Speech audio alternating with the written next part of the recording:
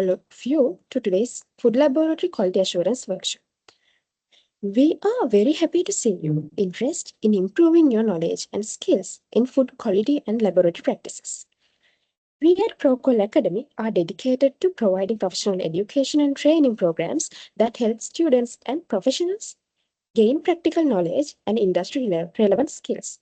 For today's session, we are excited to collaborate with Halcyon Private Limited, a leading organization that provides expert consultancy and professional training in quality management systems and internationally recognized food safety standards. Now, it is my pleasure to introduce our resource person for today, Mr. Rasitha Nirosh. He is the Managing Director of Halcyon Private Limited and the Chief Sustainability Officer at RR Associates Private Limited. He holds a graduate degree in chemistry and a postgraduate diploma in manufacturing management and quality management. He is also a lead auditor and lead trainer for FSSC 22000 and ISO 22000 with extensive experience in training and consultancy in food safety and quality systems. We are truly honored to have him with us today to share his valuable knowledge on food laboratory quality assurance.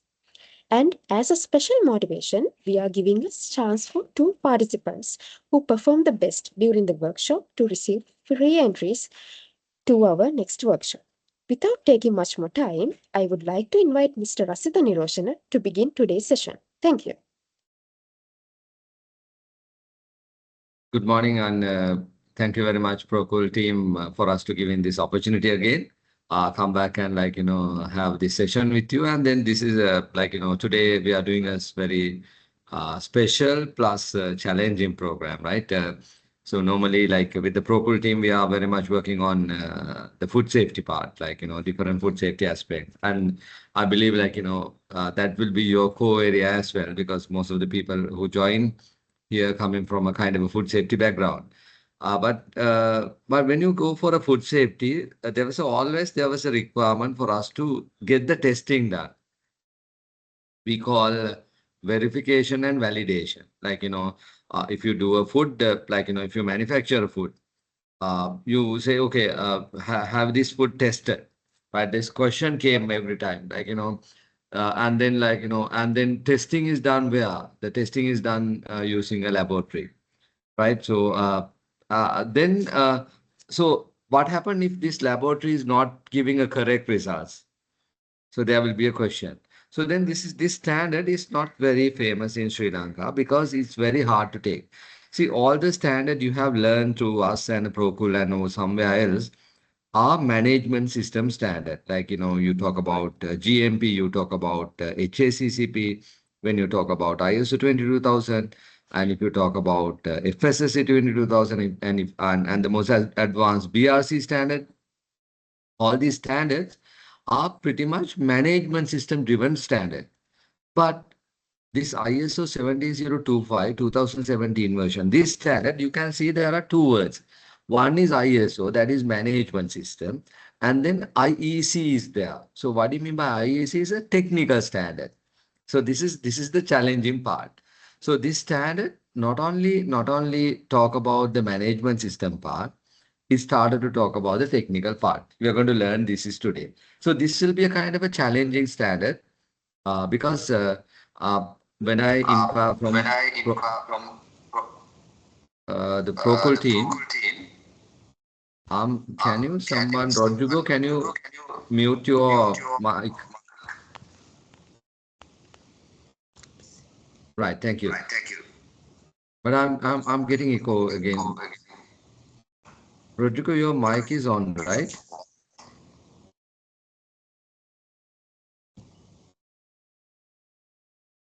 Right, I think that's better. Right. So inquire about the standard and all. So this is not like other standard. It's talk about the technical subject as well. So whether your results is correct.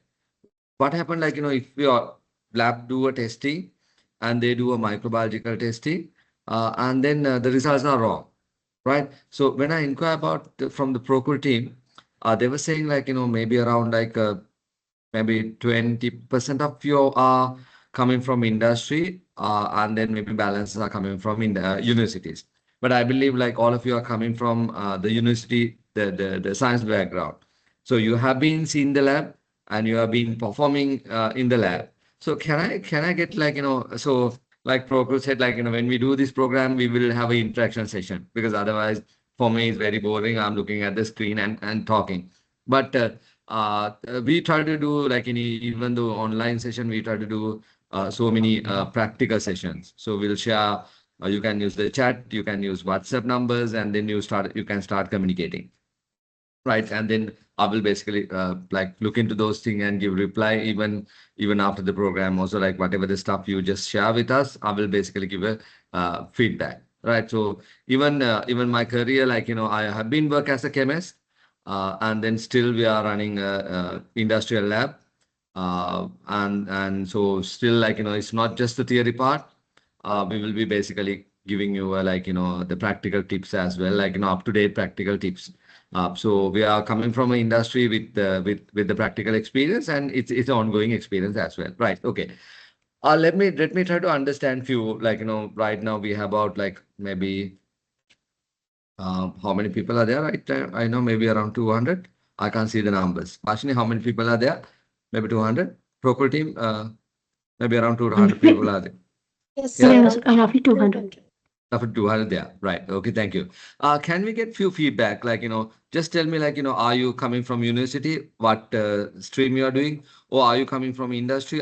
Is there anyone coming from a like laboratory? Like, are you a chemist or are you a microbiologist?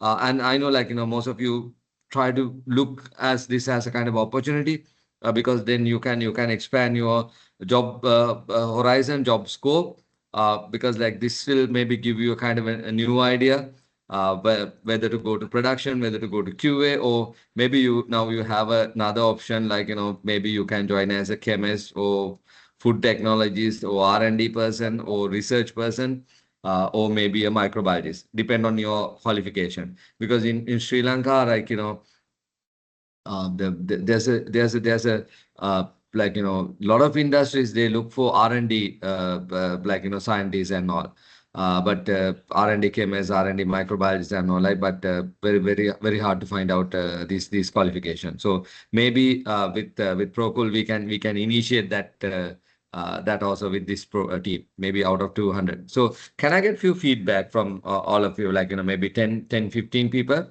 Maybe you can like give a introduction about yourself, like are you a chemist, are you just a student, if you are a microbiologist, are you in if you are a industry professional right now, like you can give a indication what sort of industry you are like working right now. Because in this program, not only theory part we are going to cover, and the final session I'm going to do like a demonstrator session, where we did an actual case study. So we are going to use the standard, ISO standard, testing standard, and then how we did the calculation, the accuracy, uncertainty calculation, and everything. So we are going to do that. That will be in final session. But before that, we need to cover the theory part. So can I get the feedback from few people, like maybe 10 people? So then I have idea. Right, I'm getting chat is active. Okay. Hasangi is a chemist. Okay. CTech. Hasangi, what type of like the product you are analyzing? You said chemist, CTech Private Limited. What are is a food product or water testing? Okay. So you are basically working on the water is a drinking water, or the discharge water, or both.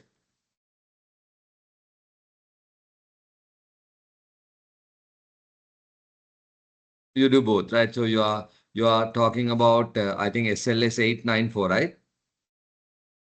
Is the standard you are looking for the drinking? All right. So you're looking for SLS 894, the requirement, as well as COD, BOD, all this. Thank you, Hasangi. So we have one person. She's a chemist, I think, Hasangi, right? And then she's looking for like the drinking water. There's a guideline, the standard called SLS. That's a legal requirement. So whether you like it or not, you have to do. So Hasangi, do you have accreditation for your lab right now, or like are you working for the accreditation?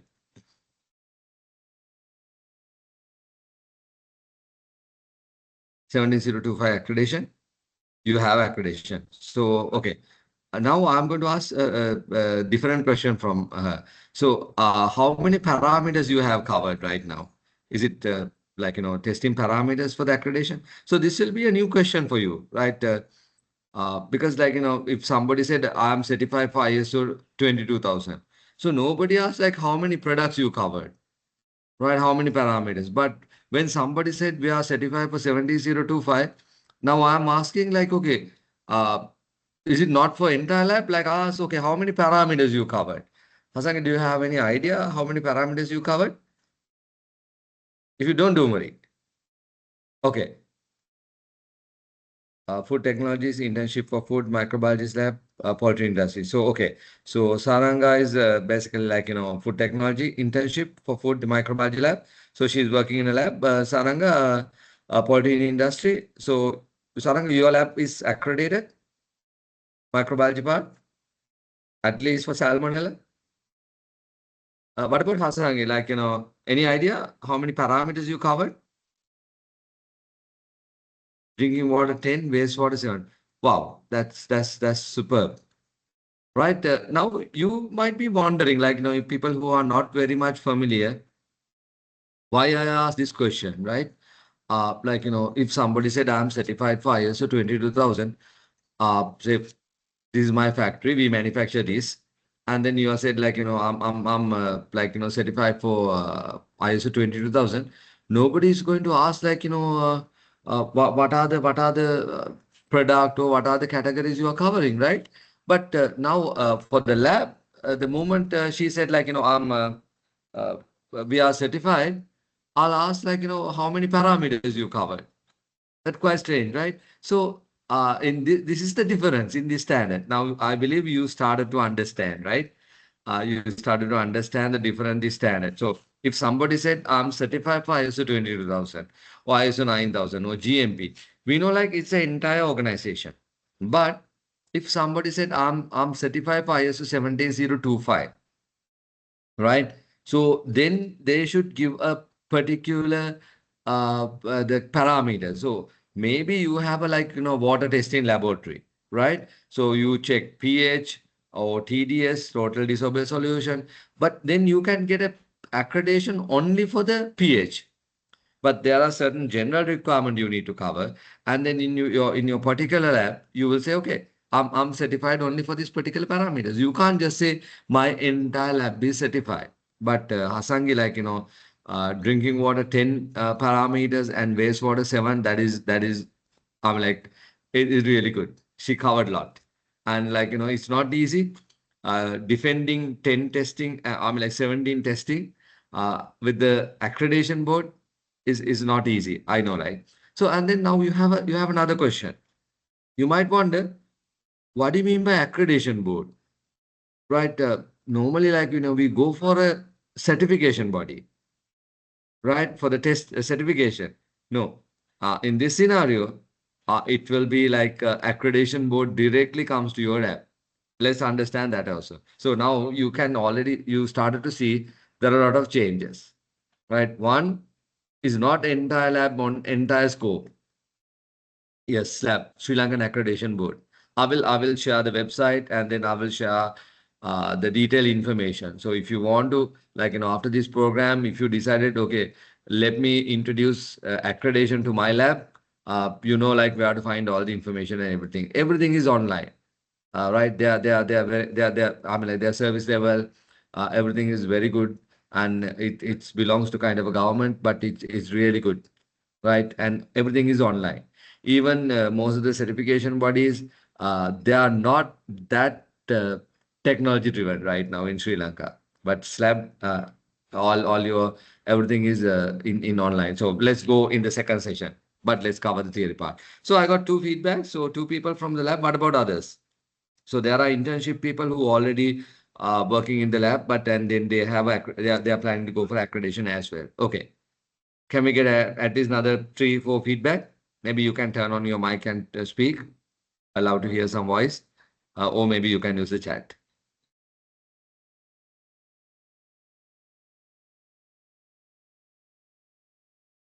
Can I get more feedbacks?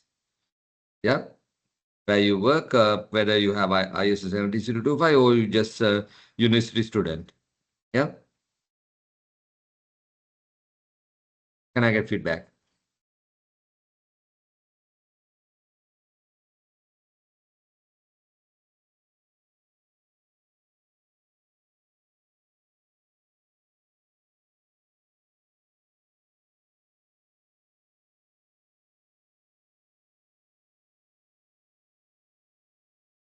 Team, can I get the feedbacks, please?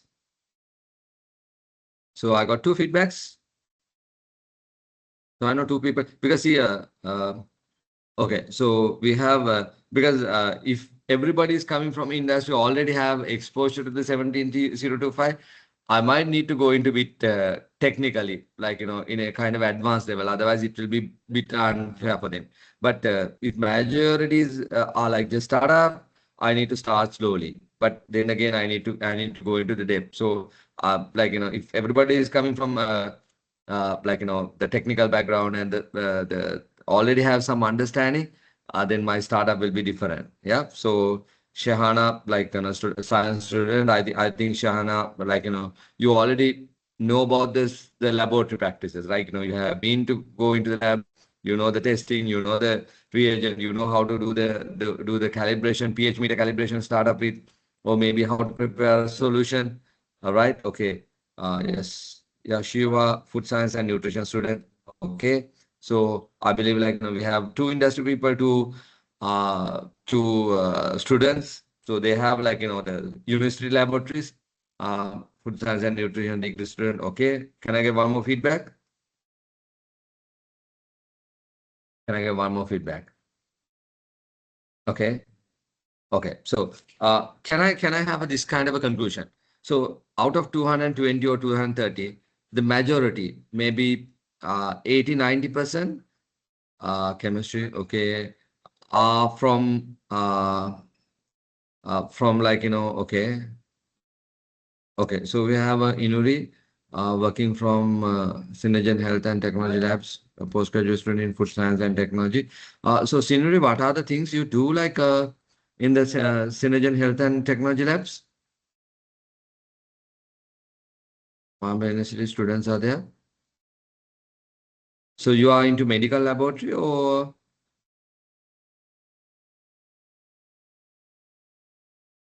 No, yeah, it's related to financial payments and production of medical instruments. production of medical instrument, right, Sinri? All Yeah. right, okay. So you are they don't have a laboratory, right? No. No laboratory.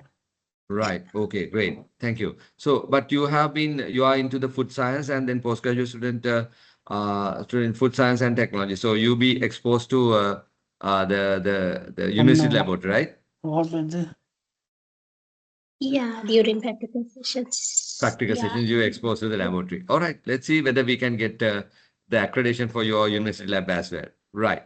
Okay. So can I come to a kind of a conclusion? So agribusiness, food science, say maybe 80+% of the participants are coming from a university background. So their exposure to the laboratory environment is mainly at the university. Maybe 25%, 20 or maybe less than 20% of the people are coming from industry. They have at least laboratory background.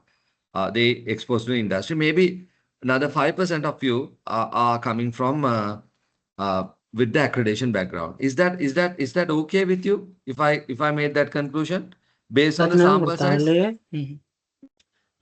Dilrukshan, if do you have anything to say? Dilrukshan? All right, okay, thank you. If you want to say something, you're free to talk.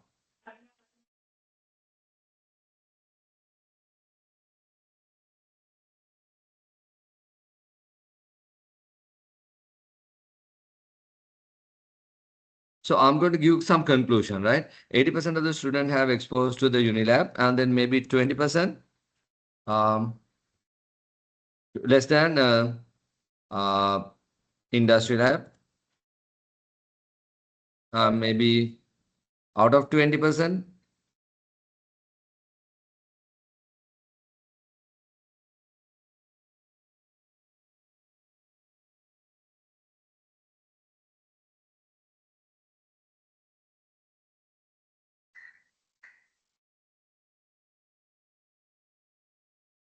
Team, now I gave a kind of a conclusion in the chat. I said like, okay, 80%. No, so I had like, 1, 2, 3, 4, 5, 6, 7, maybe 8, 10. My sample size, my sample size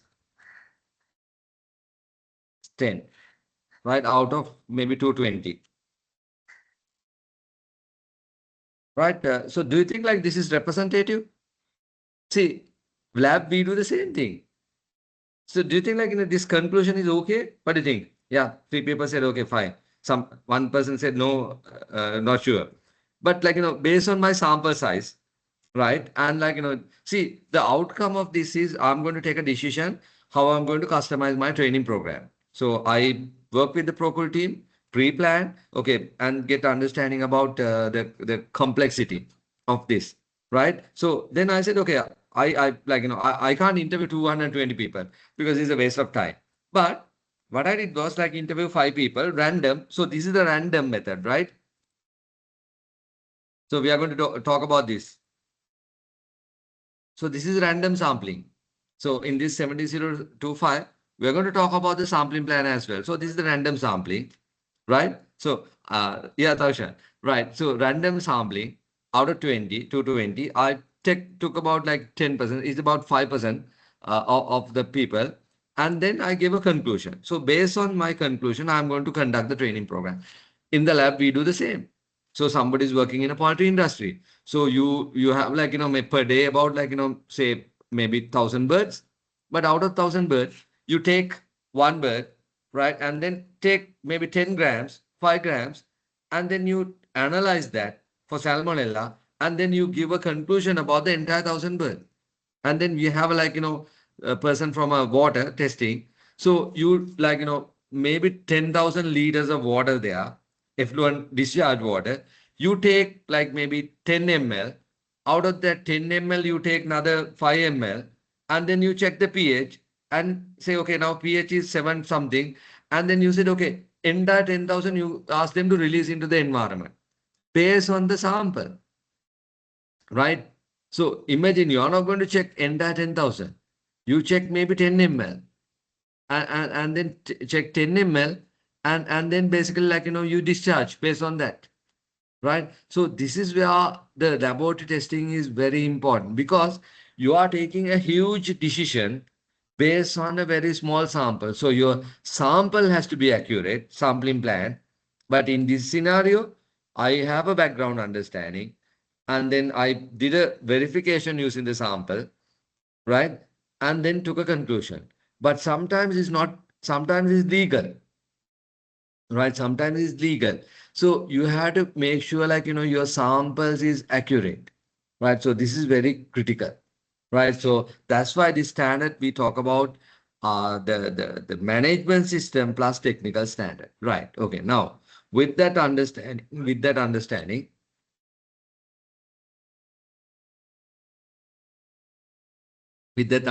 let's move into the standard, the presentation, right? So now there's another thing. So we talk about IEC part. 70025 is the standard.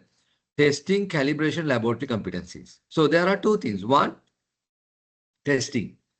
Right now, testing is like, basically like whoever do microbiology or chemist, microbiology, this is a testing part. But what about the calibration?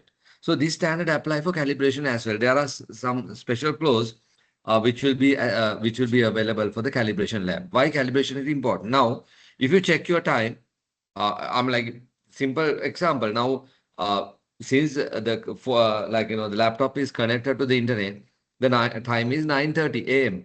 But if you have a like idle wristwatch which is not connected to internet, right? Like analog type wristwatch, If you take the time, it's not exactly 9:31.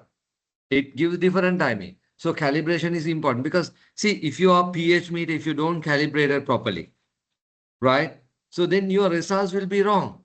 If your weighing scales give a wrong analysis, wrong calibration, say plus 5% in your weighing scale. So you use that weighing scale to measure the volume of some ingredient, and then using that ingredient, assuming that weight is correct, you prepare and then you have a molar solution. And then you do the analysis, all analysis based on that solution molarity. Right. Then what happened? Your entire figures is wrong, mainly because of what? Your weighing scale is not calibrated and it give a wrong figures. So we need to go into this level. So now I hope you understand this, right? So this standard is not easy. It's a kind of a very technical standard. All right. Now let's start. Let's begin. So not only testing, calibration laboratories are there. So right, let's move on. So when you go for this standard, right? When you go for this standard, right? When you go for the standard, there are different objectives we need to understand. So first thing, we are going to spend whole day. So what we need to understand, what are the training objectives, right? So there are like end of the program, maybe 4:30, you will be able to understand the structure of ISO 17025. Identify the management versus technical requirements. I believe like you already have a slight understanding what do you mean by management because you're already exposed to the GMP, ISO 22000 and all. Like so now in this already I started to talk about like technical stuff, right? The calibration, sample plan, and all. So there are two different between the management and the technical standard, and then understand the risk-based thinking in laboratory. So in this lab, we need to understand this risk-based thinking. There's a special term we are going to use, uncertainty. Say, for example, if I do a testing and this my eyesight is not that good, so there can be a risk factor for the testing, or maybe a laboratory environment. It can contribute, or maybe a quality of reagent. It can contribute. So we are going to do a nice case study in the second session, maybe after lunch, right? And then apply method validation, measurement, uncertainty, and traceability. So you'll be getting exposed into this, and you'll have a final session. You have if you have a lab, how you're going to prepare for the accreditation and then improve laboratory quality management system. So this is what you're going to do apart from getting an understanding about the ISO 17025, and then that of course help you to expand your career as well. Maybe if this laboratory part, the chemist part or microbiologist part or is not in your scope, maybe after this program you can have idea whether you can move in that ladder as well. Right. So then background of the standard. This is again developed by the international organization. Used for testing and calibration laboratory. This is the basic accreditation for laboratory accreditation. And then when you go for this accreditation, there are key objectives. So ensure competencies of the laboratory and then ensure reliable results and increase international acceptance. So what do you mean by competencies? So we have one member who's coming from manufacturing of medical device, right? So there's a special standard under 70025 for the medical laboratory. See, maybe your parents, they go and check the sugar level or maybe cholesterol level. So then what happened after that? So when you do a cholesterol level or sugar level, so I'm not going to cover the medical laboratory part, but there's a special standard for medical laboratory. It covers the same element, but the number is 15, something different, right? So that is a different standard, but I'm not going to touch. But look at this, the outcome, the repercussion. Say you check your blood sugar level or maybe your the cholesterol level, right? What happened if the result is wrong? You have a scary feeling, right? Because imagine somebody go to a lab, get the sugar level done, and the person is having a high diabetic, and the lab result said, okay, he's fine. So doctor is based on the result sheet, doctor is not prescribing any medicine. That person will suffer, right? Or maybe look at the other way around. There's a healthy person, his sugar is okay, but lab results say, okay, sugar level is high. Then what happened? So the doctor prescribed the medicine, insulin. So his sugar level goes down. Same with everything. So this result is very crucial. So lab results has to be accurate, right? Because people will take decisions based on that. So that's why this standard is very important. Same with this. You have a water, like, maybe 1,000 liters of water. You need to release, you check the pH. You said, okay, pH is okay. And you release to the market. And then people will complain like, you get a like, a bad sensation. It's very acidic. Then somebody will check it and say, okay, this is pH is not within the 894 guideline, SLS 894 guideline, pH is out. What happened? You will have a legal case because you are violating the legal requirement, right? But you check based on your lab, the pH meter is not properly calibrated. So in this standard, it's talk about competencies of the laboratory, reliable results, and then of course you have international acceptance of the data, right? And then like food testing laboratory, chemical laboratory, calibration, medical, environmental laboratories. You can get it like microbiology laboratory and all. So background of the standard, this is for testing and calibration.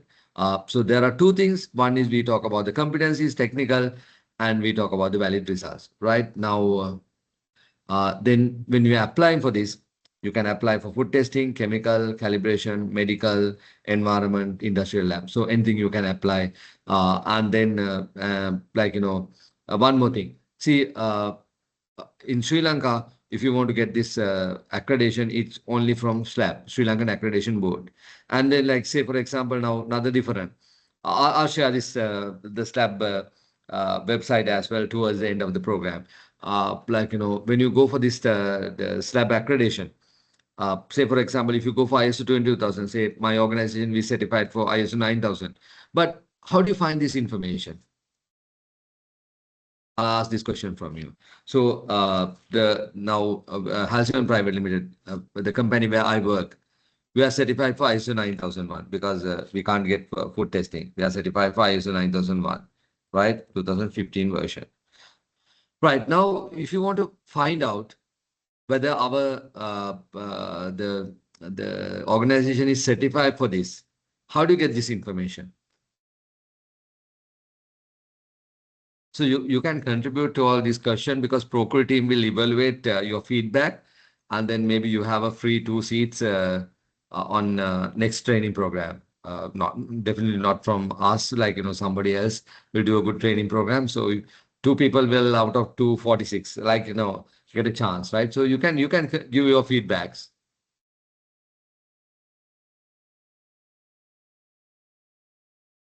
So see, my question is, of my company where I work right now, Halcyon Private Limited, we are certified for ISO 9001 2015, right? Uh, so now, if you want to know whether actually we are certified, how do you find this information?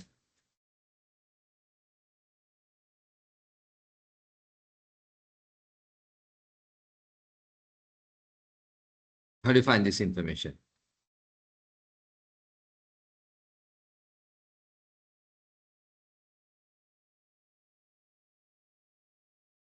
So how do you find this information? Can you guess, like, yeah? So my question is very straightforward. Halcyon Private Limited, where I work right now, is certified for ISO 9001 2015.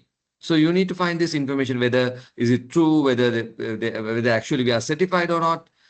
So how do you find this information? How are you going to find this information?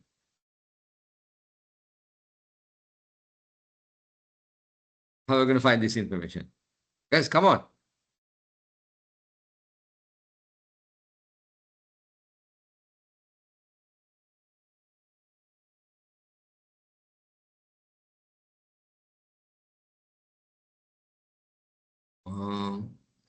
Hasan, I didn't get your answer. You said no, not from SLAB. So my question is, Halcyon, where I work right now, is certified for ISO 9001 2015. So if you want to really find out whether we are certified or not, how do you get this information? No. So not from SLSI, we are not certified from SLSI, we are certified from a different body. So SLSI is a certification body, one of the certification body in Sri Lanka. So there are so many certification bodies.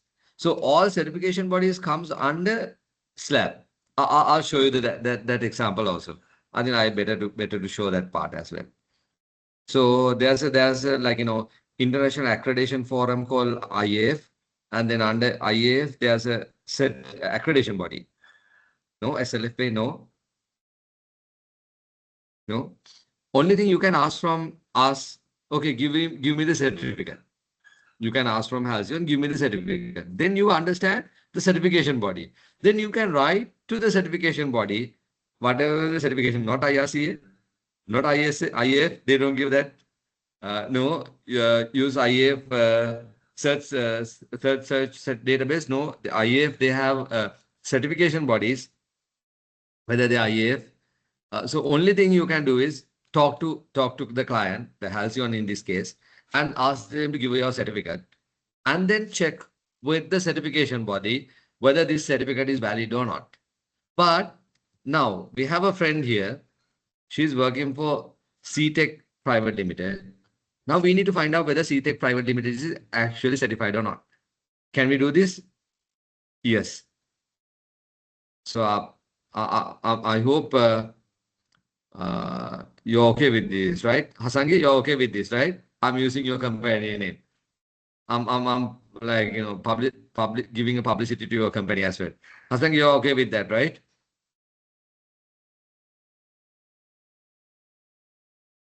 Hasangi, are you there?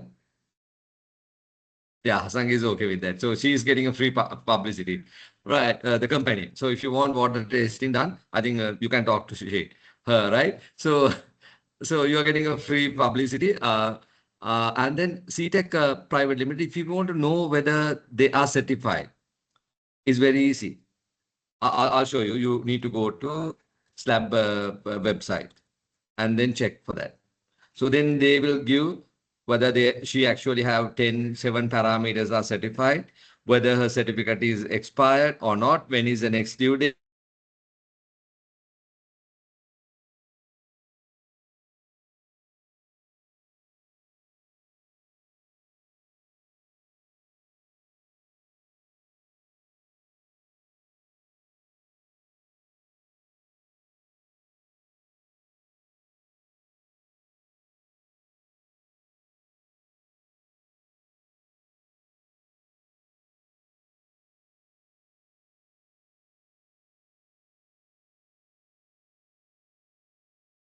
I'm sorry, like, how come my mic getting mute? So which part, like, thank you, Asangi. So, right, how come my mic get mute? Okay, that's fine. So the CSET, like, CTech, like, if they want to get it into the checking, simply you need to go to the SLAB website and check. And similar information is available right now with the FSSC 22000. If you want to check, like, the particular organization is, like, certified worldwide, you can get it. Go to the Sri Lankan part, you can identify that part. So the SLAB, this accreditation, ISO 17025 accreditation is much advanced, right? And then these are the industries they apply for this. And then they have a structure. This structure actually not in line with the other ISO standard. So other ISO standard, if you're familiar with ISO 22000, ISO 945, all other, the latest ISO standard, they have a different hierarchical structure, right? They have a 10 clauses, but this standard is having a 8 clauses. I think one of our friend is here. She said, like, she's doing a medical device manufacturing, right? Somebody from, like, said, like, she's into medical device manufacturing. So under medical device, there's another ISO standard called ISO 13485, right? And that is again 2016. So this standard also with the similar structure. Again, ISO 13485, that is also kind of like management system and a kind of a technical standard, right? So now this standard, you have two elements. One is, like, 8 main clauses are there. So if you are familiar with other standard, it's 10 clauses, but 17025 is about 8 clauses. So you have a scope, nomenclature reference, terms and definition, And then you have a general requirement, structural requirement, resource requirement, process requirement, and then finally you have a management system requirement. Again, this standard has another, the advantage. If your organization is already certified for ISO 9001 2015, if the lab scope is covered in the standard, then of course you don't need to worry about the management system. And if you don't have, again, you don't need to go for ISO 9001. Standard give a special requirement which you need to cover.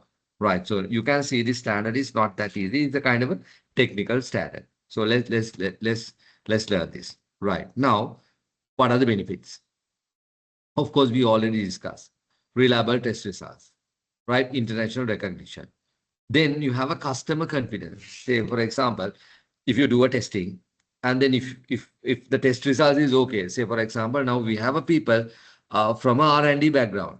So what you do is you said, okay, let me go through these steps, pasteurization or retorting technology, and you are using this particular testing, and then you need to validate whether you're pasteurizing or retorting whatever it's giving the expected results.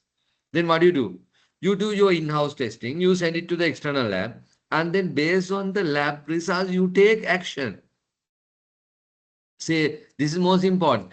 Based on the lab results, only you take action. So imagine if they give you have a high microbial count, high dose, but they said, okay, you are fine. Then you continue with the production, like, okay, you are not going to do any adjustment, you continue. And then when the product goes into the market, after 1-2 weeks time, product will come with the bloat. Then you will get a customer complaint. Where's the problem? Problem is the test result. So, and then they don't come back to the test lab. So there are labs people don't trust, right? But there are labs people really trust. So trust comes from the 70025. So customer, the people who use the data has a confidence. So now all of you are going to the industry, and then either you do a testing and give results somebody to do an analysis, or you will use the analysis data to take decision, right? So all of you are technical graduates, right? All of you are technical graduates, maybe 252, maybe plus number of people are there. So all of you are technical graduates. So either you will do testing, right? Either you will do testing, right? Or you will use this test result to take decisions, right? So this is most important. So you need to have a very confidence about the lab, and then there are legal requirements. Say for example, now if you are making a soap, so there's a certain TFM level, total fatty matter has to be there, right? So and then if it is a water, 894 guidelines are there, right? So we need to do testing, right? So this regulatory acceptance, because the regulatory authorities, they will take the sample from the industry, from the market. They don't only not only depend on your results, right? So every quarter, whatever you need to submit the results, that's fine. But authority, what they do is they will take independent sample from the market, and then they will analyze what happened after they analyzing it. If your results are not in line with the legal requirement, they go to the court. They have right to do that, because they will say, okay, as per legal requirement, you are supposed to give a TFM level or pH level or TEDS level, whatever. It has to be in this level, right? And then but when they take the sample in the market and when they test it, is not in line with that. So they can sue your organization. So there's a regulatory acceptance are there, and then of course you can improve laboratory efficiency. So since you are working with the lab, say for example, if a reagent is not accurate, if you are not sure about the reagent, whether this product is expired, right? So you have a doubt about the testing. So if you have a solid reagent, date, code, everything, who did this calibration, who verified this, so that will definitely improve your efficiency, right? So this is the benefit of when you have a 70025. And then the structure has two implementation option. Option A, 70025 management system requirement, and option B, integrated with 9000 and 2015. Let's understand that part. Right. Now, we need to understand this. First part of the testing, now we are getting into the standard, right? And then first thing, we are talking about impartiality, right? So impartiality, we are talking about laboratory must operate without pressure or bias. Example, no commercial influence, no conflict of interest. What do you mean by this? What do you mean by this? What do you mean by no commercial influence? What do you mean by no commercial influence? So the standard basically said, like, uh, laboratory activities shall undertake impartiality and structured and managed so as to safeguard impartiality. The laboratory management shall be committed to impartiality. The laboratory shall be responsible for the impartiality of its laboratory activities and shall not allow commercial, financial, or other pressure uh, to compromise the impartiality. What do you mean by this? What do you mean by this?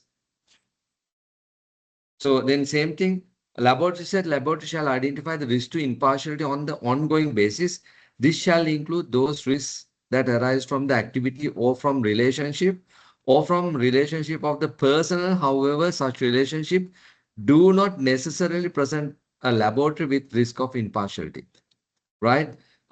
So sometimes there's a special addition said a relationship that threaten the impartiality of the laboratory can be based on the ownership, governance, management, personal started, shared resources, finance, contract, marketing. So those can be part of the impartiality. Right. Now, what do you mean by impartiality? What do you mean by this no commercial influence? So any idea? Say now, say I'll take our company or maybe Procul. We have a lab. So we do commercial services. And I'm a very finance driven person. So I will say, okay, now since most of you are coming from a microbiology background, so to do a TVZ or coliform, how many days you need? So I'll run a commercial lab, right? Maybe I'll say I'll work with say CTech team. So we run a commercial lab, and we want to do microbiology test, water microbiology test as well. So drinking quality water, we need to check that. So how many days you need to do the microbiology testing? How many days you need? Yeah. Vishaka said 5 days. Now Vishuka, right, 5 days. Okay, Hassan said 5 days. Okay, now I'm a very commercial driven person. I'll say, okay, no, all the labs given test in 5 days. Can we do it in 3 days? So I can get a good market. I say, okay, can we cut down to 3 days? So we can save 2 days. So, and then we can give fast results. Now what do you say? So Hassan is okay with the 3 working days? Yeah, 3 working days. 3 working days or whatever, Saturday, Sunday. But 3 days, we'll say, okay, we'll give microbiology results within 3 days. Or maybe cut down to 2 days.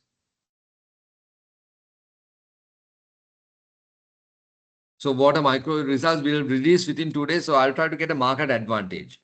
Or maybe I have a big customer. He will say, okay, look, if you give me the results within 2 days, I'll give my orders. Now what do you do?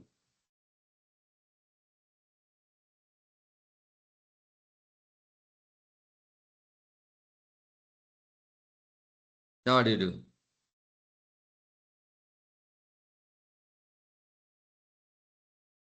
Guys, now imagine all of you are working in the lab. Now you are going for accreditation.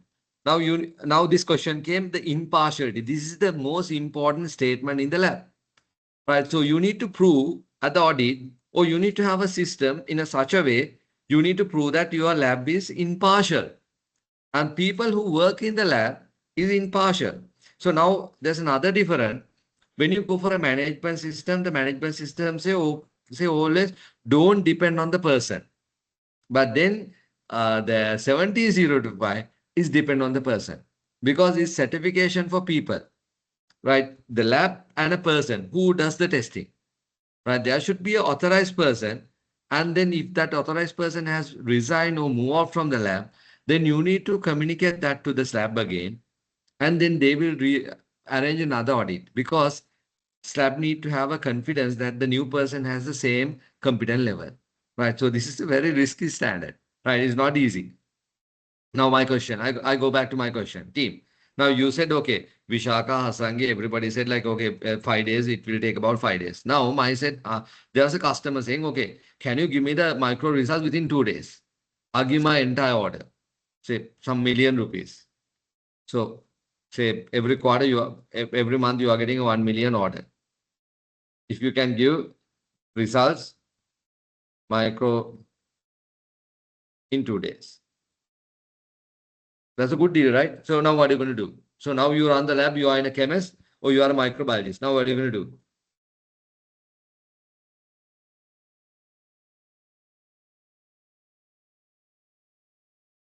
See, I need answer. I'm like, you can't take time on this kind of scenario. So Tekla said, okay, you can't. But Tekla is a 1 million, right? We need money right now.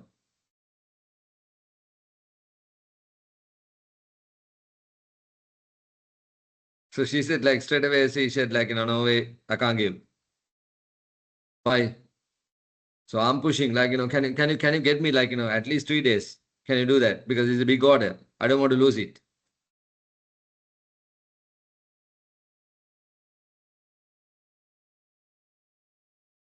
Keep on time, right? Agreed. So when you go for I'm fully agreed, Tekla, right? Because microbes, you can't ask them to grow fast, right?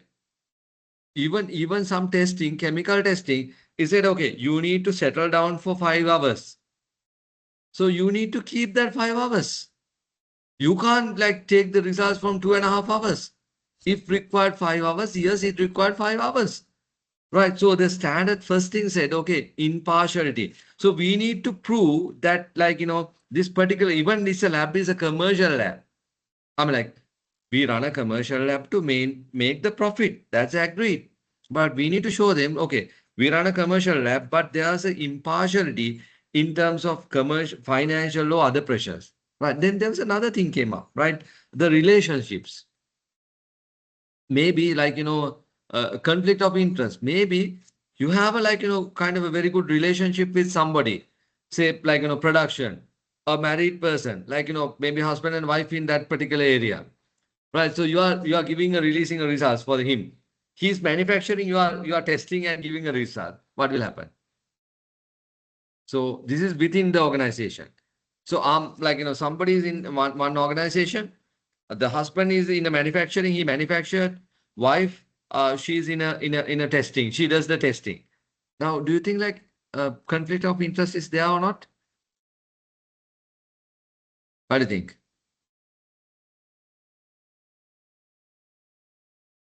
What do you think? What do you think? So I hope you might got my question, right? See, like, husband is the production manager. He does all the production. And then if sample has to come to a, like, say, we'll say yogurt or whatever manufacturing, food, and then come to the lab has to do a testing. And then husband getting like, his incentives based on his production volume, right? So that's the scenario. So now, like, wife will release the product. What do you think? Or maybe other way around. What do you think? Yeah, there will be a, Sumitra, agree, there will be a conflict of interest, right? Because so imagine when the slab auditors come for the accreditation, they will look into this as well. So maybe you need to sign a NDA or conflict of interest agreement. Those kind of things are required. So you can see now under ISO 9000, under food safety, we don't go into this level. Right? We don't go into this level. But this standard, we go into this level, right? And then the confidentiality. So this is very important part.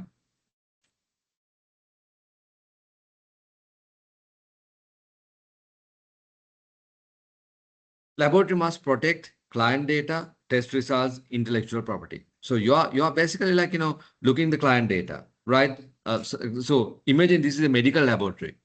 You give you all personal data. So what happened? This data is public. Like, you have a illness, you identify all the diagnostics, everything. Those results were there. So confidentially, even the industrial laboratory, do you have a results, bad results about the batch? What happened if that goes to the competitor? Right, that's serious case. So client data, data accuracy. data protection, test results has to be there confidential. So confidential said laboratory shall be responsible through a legal enforcement. In Sri Lanka right now, Data Protection Act is there, right? So we need to make sure like, this Data Protection all the chemists, microbiologists should know about the Data Protection Act. Do you know about this?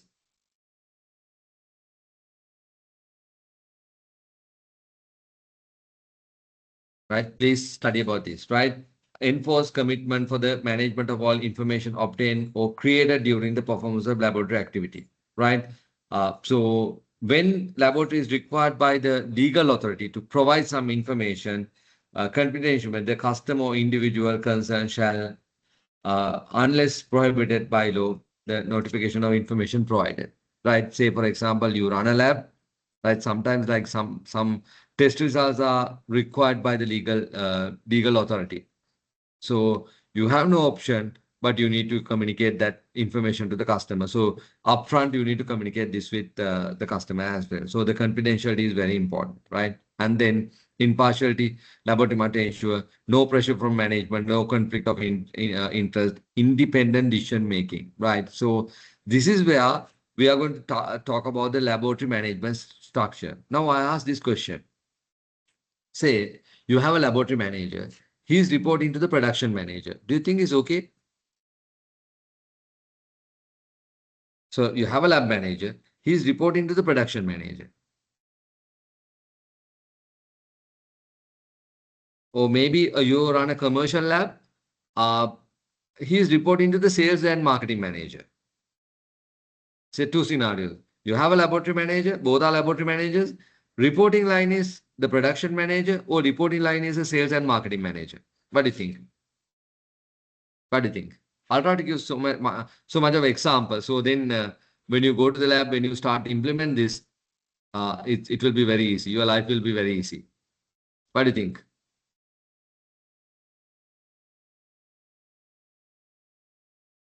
What do you think? I hope you understand my question, right? You have a lab manager. Say, imagine you are a laboratory manager, right? So one day you'll, if you like this career, you'll become a laboratory manager or microbiologist. So your reporting line goes to a production manager. Or if you are working in a commercial lab, it goes to a sales and marketing manager. What do you think? What do you think?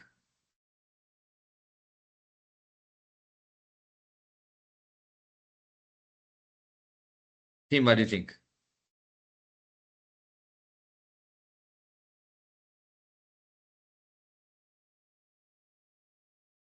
Reporting to the production manager for release the batch. Yeah, Vishaka, right? Vishaka, I agree with you because the uh, production manager can put pressure on you because you are reporting line.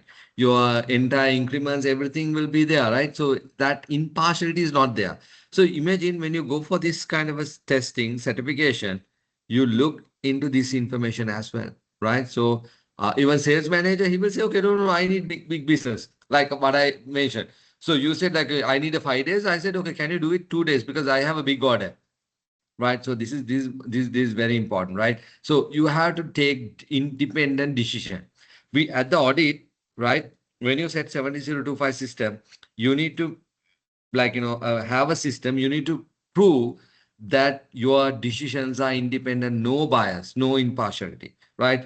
Even in the confidentiality, these are the standard close numbers. I have put 4142. If you are wondering what is these numbers, so if you want to refer standard, you can refer that. So laboratory must protect client information, press results, and the intellectual property. Right now, we basically key focus areas are there, right? So area.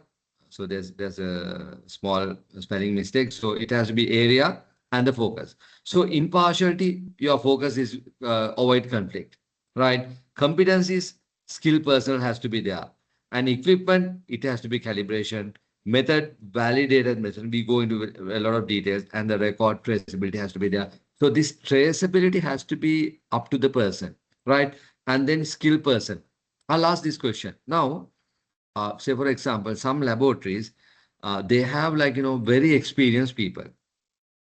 Sometimes they don't have a degree qualification for the relevant activities. Do you think they can go for ISO 17025?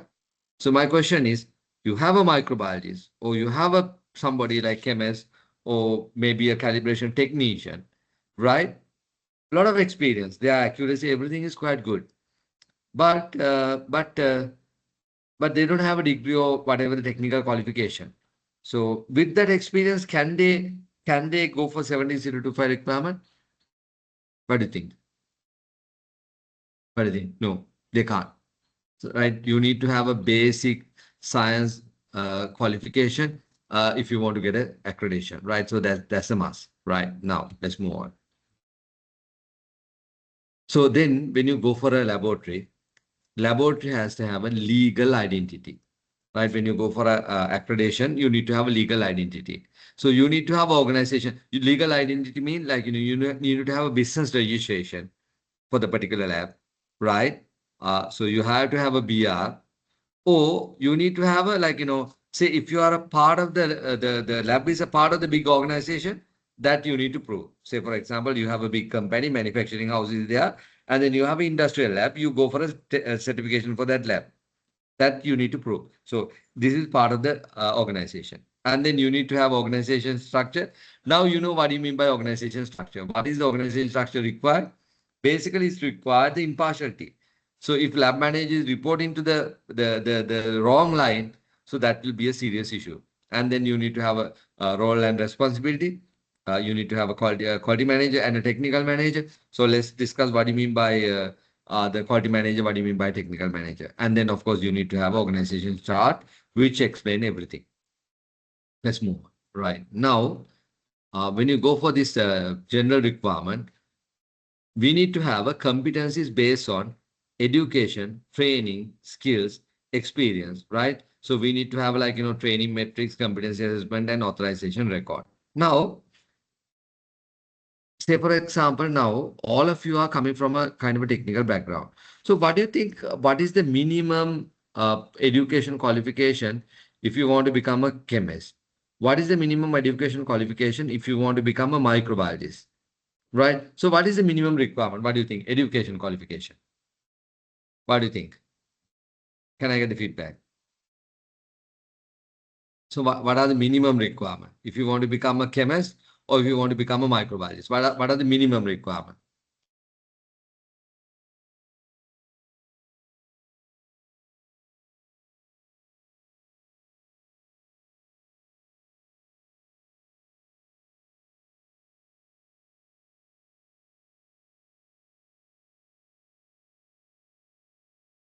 What is the minimum requirement?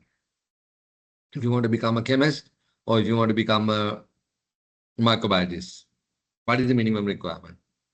What do you think? It is very important. BSc degree, BSc degree, BSc degree. Can you specify more? Say, I have a BSc degree in chemistry. Can I become a microbiologist? So I have a BSc degree. Well said. Okay. Can I become a microbiologist? So you have to be very specific. Agreed. You have to have a BSc degree. But if you want to become a chemist, yeah, chemistry as a subject. So you can have other subject, but you need to have a chemistry as a subject. So if you want to become a microbiologist, you need to have a BSc degree, but microbiology as a subject. This is very particular requirement. So this is very particular. So when you want to go for ISO 17025, first thing what you need, BSc degree with chemistry for the chemist, BSc degree with the microbiology. So this is very important as a subject. You can have other subject, right? You can have other subject, but this subject has to be there. And then, of course, that is the key requirement. So if you don't have that key requirement, then there will be issue. Because you can't go back and like do the BSc and all. Like say, for example, if somebody has a engineering degree, which they don't have a chemistry or microbiology, of course, there's a BSc degree, but he can't. I mean, he can stay in a lab, right, with the common sense or whatever, but he can't go for accreditation audit because he's having engineering degree, BSc engineering. So he can't be part of the process. He can be a part of the maintenance or whatever the requirement, equipment or equipment modification. But if you want to go for accreditation for the, like you're going for a chemical or microbiological accreditation of course, you need to have a person. So this is very important part, right? And then education is a key. That's the kind of a gate. And then you need to have a certain training. So maybe accreditation training, requirement training, or maybe a special training on the particular testing. So now we have a friend from water testing. So how to measure pH or maybe TDS or maybe like, microbiological part and then the skills. So maybe experience. Those are you can define. So there's a thing called training metrics and you develop like, identify, okay, these are the certain training. So this current level and then you identify. So then you need basically you need to identify the competency. And then of course, this standard talk about the authorization record. So there should be an authorized person. Okay, this particular person is capable of handling this particular testing. Say now pH. Authorized person, there should be authorization, right? The competence person, experienced person has to authorize me or whatever, whoever the people say, okay, he is capable of managing the pH, testing the pH. I know pH is a very simple thing, but if you don't wash your probe properly, or if you don't like, dip as per the requirement. So there's certain guideline, right? Even though it's very simple. So the competent person has to authorize, okay, he is capable of measuring the pH. So when you go for a slab body, they will select, okay, look, okay, so 10 chemists are there, they can do a pH, right? So you can't just say, okay, let me introduce Rasita to come and do the pH performance. No. So the auditors basically they select the person. So okay, you have 10, I'll take 3 people. So 1, 10, and maybe 7. So then they have to perform. So your entire lab results will be depend on those people. Right. So this is the challenging part, right? So, and then the lab manager with the correct competencies and the experience, he will authorize, okay, this person can do a pH, this person can do a TDS, this person is capable of doing TVC coliform, and then this person is capable of doing salmonella, right? So then that authorization has to be there, right? So this is very important part. Now, so there's a kind of like, structure, organization structure, roles, responsibility, reporting, say, like, you have a lab director, the quality manager, technical manager, analyst, chemist. So see, you have a lab director or maybe a technical director.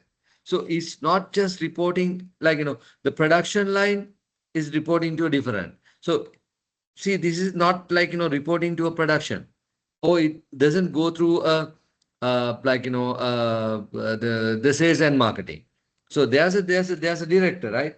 So they basically like, reporting to the production laboratory, the top level. So he's representing the board, right? He's representing the board, right? So this is very important part. So you have a board member, right? Apart from commercial, apart from production, apart from sales and marketing, you have a technical board member, QA manager, technical manager, analyst, chemist, their reporting structure. So they are independent. So look at this structure. They are very independent. So first thing, when you go back to your organization, just ask for the structure. If this structure is not correct, you can't go for a certification. There's something wrong because you are violating the impartiality part, right? So the standard, according to the standard, said laboratory activities shall be carried out in such a way as to meet the requirement of this, the standard. Laboratory customer, regulatory authorities, and organization providing recognition, and this shall include laboratory activities performed in a pre-mentioned facility at the site away from its other areas, right? So there are some guidelines given.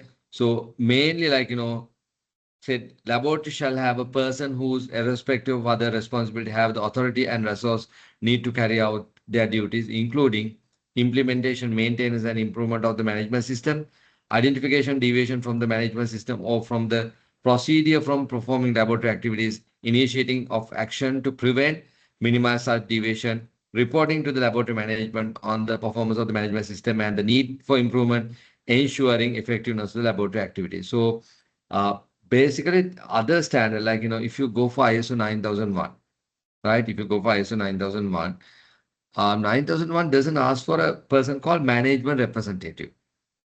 See, earlier, the all standard, the old ISO 9001, 2000 version, 2008 version, they ask for a management representative, right? Somebody is reporting to the top management. But this standard 17025 is still asked I need a management representative. So when you go for 70025, there should be an authorized person, right?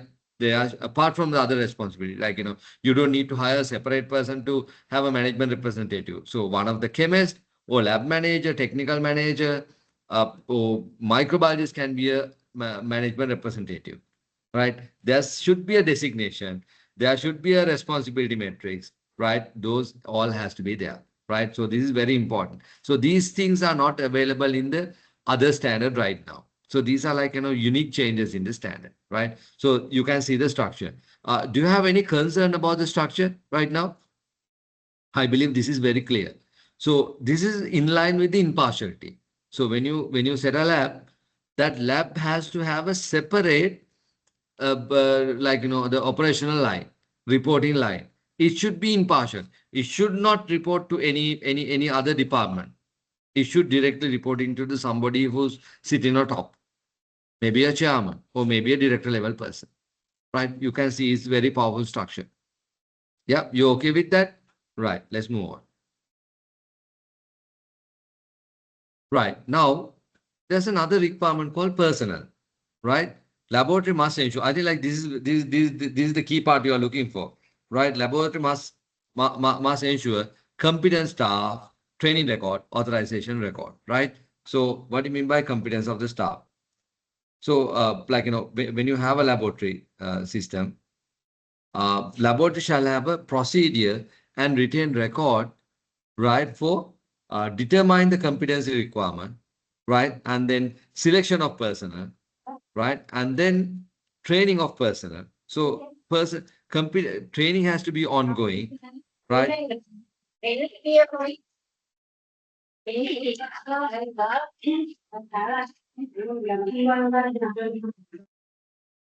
Asarangi, your mic is on, I guess. All right, thank you.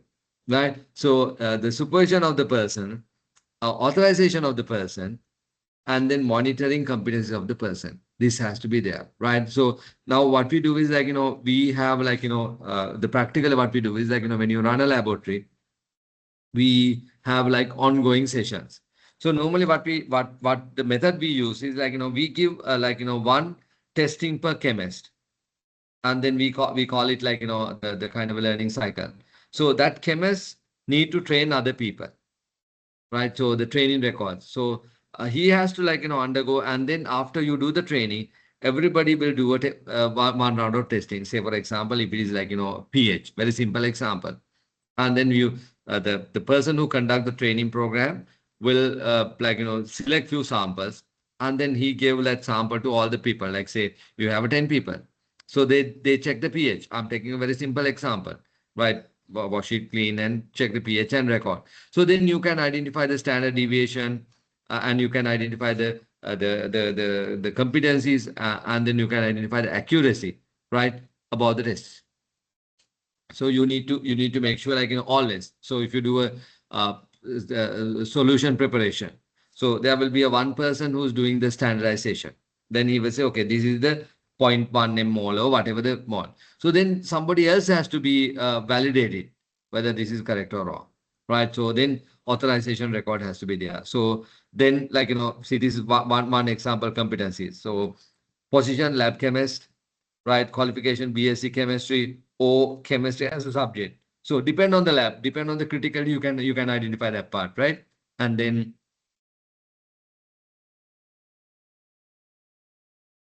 you need to identify the instrument training part as well, right? So this is the kind of general requirement you basically identify, right? And then say facility and environment condition. This is very important part, right? Apart from the people, because why facility and in others is very important. Say temperature, humidity, cleanliness, vibration, lighting is very important. Now, let me ask this question. Uh, there was a uh, weighing scale kept under the fan. Are you okay with this? You take like, up to 3 decimal point. Your measurement is yeah. As I said, no, yes, straight away, right? You're getting a 3 day. So you kept under the fan. You can't. Because Vishaka said no. Because what happened? There's an influence factor. So even when you keep the weighing scale, you have to make sure like there's no vibration nearby, right? So the environmental condition, the temperature, humidity, cleanliness, vibration, light level is very important. Now, laboratory, like what would be the lux level you are looking at in the lab? What do you mean by lux? In chemical lab, in microbiological lab, what is the lux level you are looking at? In general lab, what are the lux level you are looking at? And maybe we might have a microbiologist. So what would be the colony count area, like the lux level? Yeah.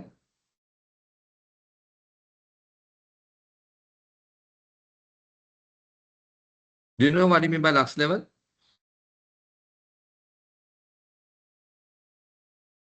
What do you mean by lux level?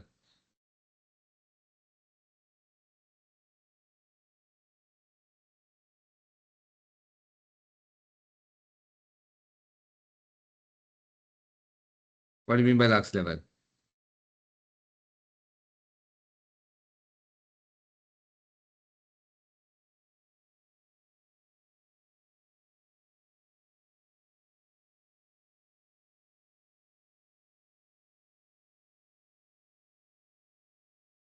What do you mean by lux level?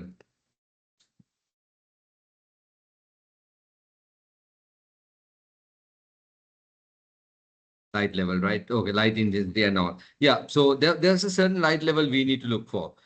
So depend on the lab, light level, condition, and everything. We have to make sure. So these are kind of important factors we need to identify: the humidity, cleanliness, and then mainly like we start with a little bit of 5S. Right? If you are on a lab, right? So just make sure 5S at least your first 3 years. What do you mean by first 3 years? First one is about like get rid of all the unwanted items. So there should not be any unwanted items there. So we call good laboratory practice, GLP, good laboratory practice, right? No unwanted items, right? All the items are in a proper place. So your burette, color code, reagents, everything in a proper place, and then cleanliness, right? Cleanliness has to be there. So at least first 3 years.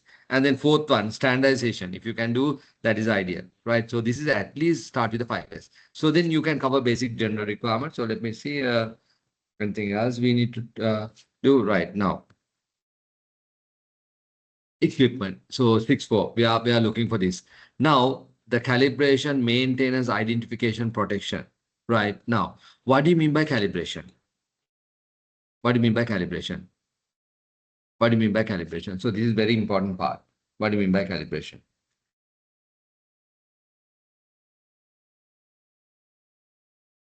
What do you mean by calibration? Okay, calibration is a comparison. Okay, calibration is a comparison. Let's see.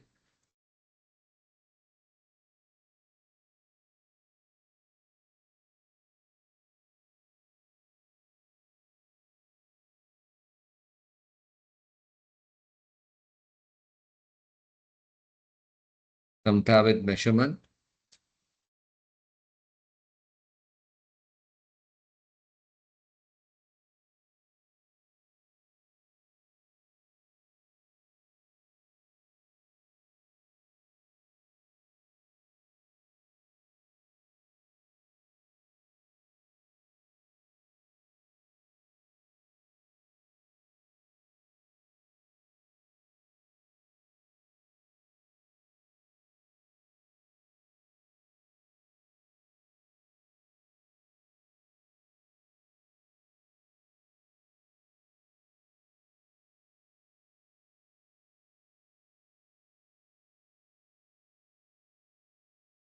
Okay, comparison against standard values. Okay, so basically, like yeah, I'm like comparison, but you are comparing with what?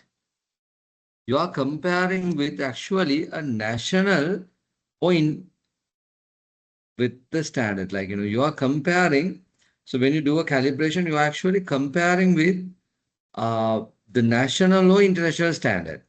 Right. So that comparison has to be there. Like, say if you said like, okay, I'll do a calibration. Now I have let's say I have a wristwatch and then I have a friend here. So we'll both compare our wristwatch and say, okay, now I'll say, okay, I imagine his wristwatch is correct. So I only assuming his wristwatch is correct. And then I adjust my time according to him. Do you think it's correct? Do you think it's correct?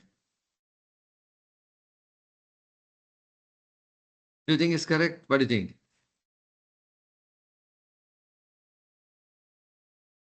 Yeah, it's not correct.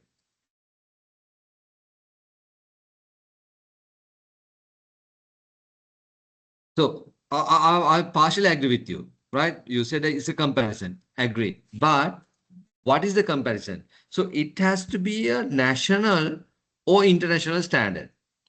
Say, for example, if you are checking a weight, so when somebody give a calibration report, that calibration report should contain, okay, this calibration done using this national or international standard, or maybe that chain has to be there, right? So this is the challenging part, right? That chain has to be there. So it should give like indication, okay, the national or international standard has to be there, right? So this is very important part, right? So when you take a calibration, so don't forget about that. So when you do a calibration, when you go back to the lab, say for example, if you have a burette, so you have a burette calibration. So there are laboratories who has authority to do that. Say now we have a common mistake, like you have a weighing scale service provider. So the organization give you the weighing scale.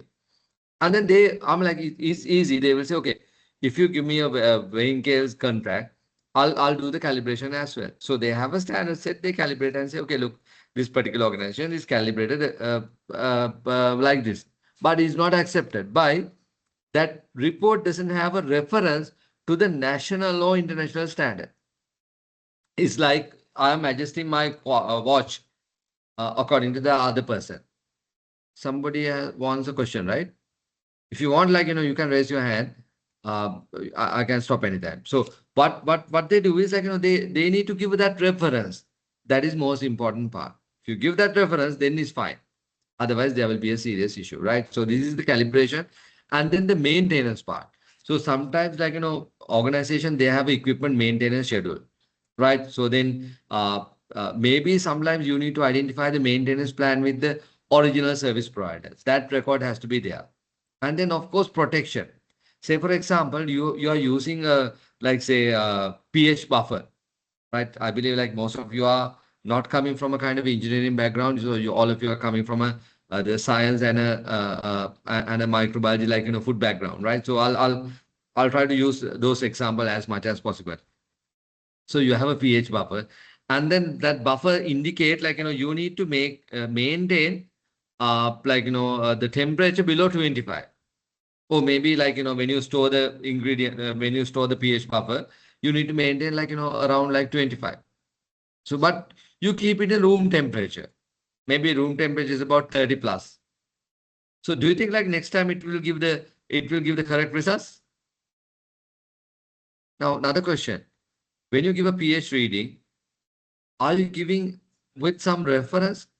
pH is only pH, or like, or are you giving some additional information? I think the water testing lab friend can help. Maybe others can introduce. Others can also contribute. What do you think? What do you think? Limits or detection, Hasangi? No. Yeah, detection is there. What is IUD value? Which standard? Just check. Agreed, right? Perfect. So, Rinokshan, that's ideal. So, pH always give you the temperature. They will say, okay, 7.5 at 25. Agreed. Yeah, so always is refer. So what happened if the storage material say, okay, you need to keep under 25, but you are keeping in a 30, and then you use that standard to do the calibration, your results will be totally wrong. Your results will be totally wrong. Right? You have to maintain all the temperature. Sometimes there are some chemicals, they will say, okay, keep in a dark place. But you don't keep in a dark place. That's wrong. Because like, with the light, some chemicals started to react. Right? So that's another issue. Right? So this is very important. Your calibration, remember this, calibration has to be a relevant, like has to have a reference to the national or international standard. That's the key. So if you don't have that, it's not accepted. It's not a calibration report. It's just a comparison. Like my watch, I compare with somebody, one of my friend, right? If only gives a international standard, or maybe I check the internet and I just see. Okay, this international reference are there, right? And the maintenance identification and then protection has to be there. So if you go for a accreditation, you need to make sure you have to have equipment logbook, the calibration date, next calibration date, and one more question. Say, uh, can the people who do the calibration can give the next calibration date to us? Say, for example, now you have a weighing scale, you send it to the SLSI or ITI, whoever accredited places, right? Who can do the weighing scale calibration? You send the sample.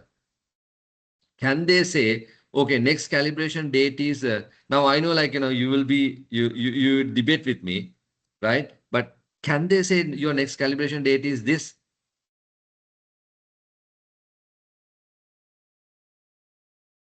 I hope my question is clear. Say now, uh, okay, Darshan said yes.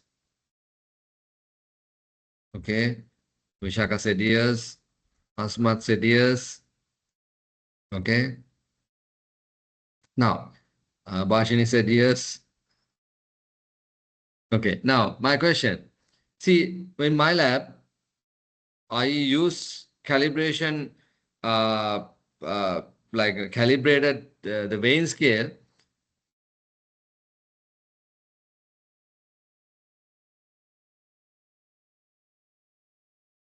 Right. I use this calibration session, calibration calibration the equipment for to calibrate uh, use every day that weighing scale, right? So I use that weighing scale to use all the raw materials. So I use every day. So there's another lab Venuri is using. She will be used that for use that weighing scale only for the calibration purpose. So she will be using that once a month. Now what happened? For me, I'm using every day. So there can be wear and tear and all kind of things can happen. But Venuri is one, or maybe Hasangi is one. It's used once a month only for the verification of the analytics. So now the person who does calibration and say, okay, look, you have to do a calibration once a year. If they give a suggestion, do you think it's accepted to me? Maybe it's accepted to the Venuri or Hasangi. But do you think it's accepted to me? What do you think?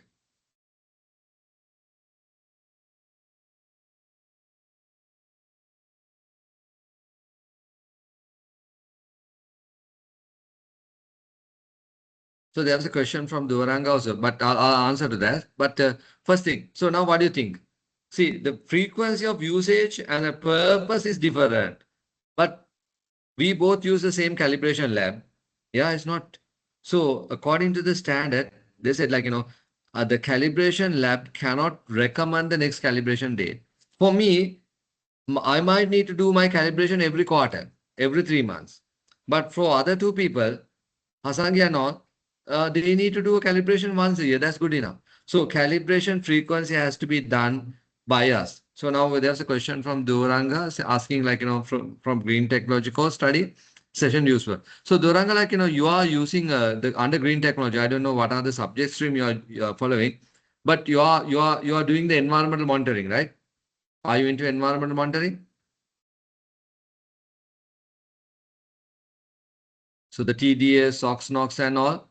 Okay, so you are using a lab, right? So you need to have a, like, somebody will do a flue gas analysis and give a results and say, okay, look, your flue gas is quite good, but they don't have accreditation and they don't know this calibration method and all, like your SOX, NOx and everything, right? So then, of course, this is important for you because you need to get that information. And then when you go for CEA, Central Environmental Authority, right?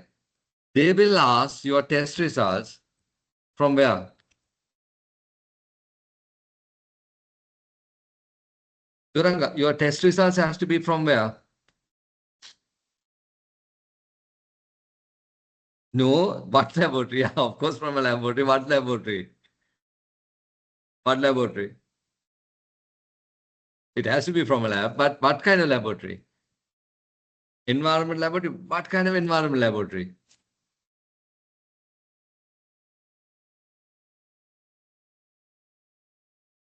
It has to be an accredited lab. Is illegal,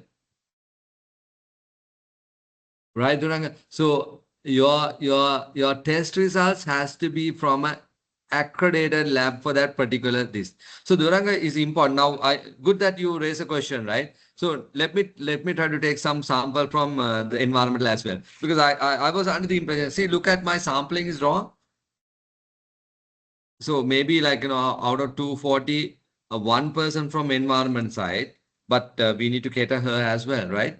Or him. I'm sorry, Dorang. I thought like, right? So I was predominantly my sample idea was like, okay, this is a predominantly like, 99.9% from food and like, a chemical background. But we have a person from environmental. So I will take some example from the environment laboratory. So you can see there was a big chimneys. Other people also can get idea, like, so when you do environment, like, you can't discharge anything, right? Like water, the environment also, like, we need to make sure, like, the discharge level, the gas, we have to monitor. Like, every year there's a legal requirement. We need to submit that report to Central Environmental Authority, right? And then, and I think like in green technology, you are talking about the effluent as well, right? So we have a friend who's having an environment. So Duranga, you are looking at the both, right? Not only flue gas, you are looking at the environmental monitoring part, the water pH, everything, right? Discharge water. Ah, yes. Okay. So it's you can get a lot of information. So the pH, TDS, COD, BOD, all part of accreditation. So in your case, it's very very legal because you can't get test results from any other lab, right? You have to get test results from only from the accredited lab. Otherwise, Central Environment Authority, they don't accept it. So when you go into the industry, this is very important part. Okay, right. Maybe one day you might run a lab, or maybe you might join, or maybe other hand, you will go through the results. You check results. So it's maybe useful. So did I answer your question? You asked whether this is useful for me. So now you can give an answer to me, right? Yeah. Yeah. Thank you. Right. So this is we are talking about the calibration, maintenance, and identification part, right? So when you do the calibration, when you do the maintenance, is very important. Like say for example, now if you need to do a like the maintenance for the DC, the columns and all, you can't do by yourself. You need to bring in the original equipment manufacturer, right? Or maybe like you are taking a sound meter. So now so since we have a friend from environment, like your sound level is very important.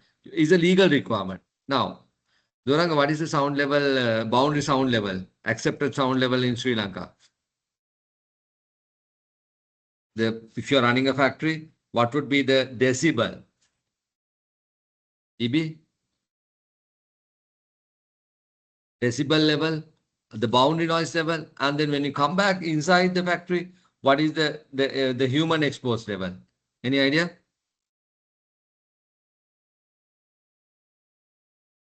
What is the decibel level? Others also can chip in. So imagine if the sound meter is not correct, is not calibrated properly. What happened?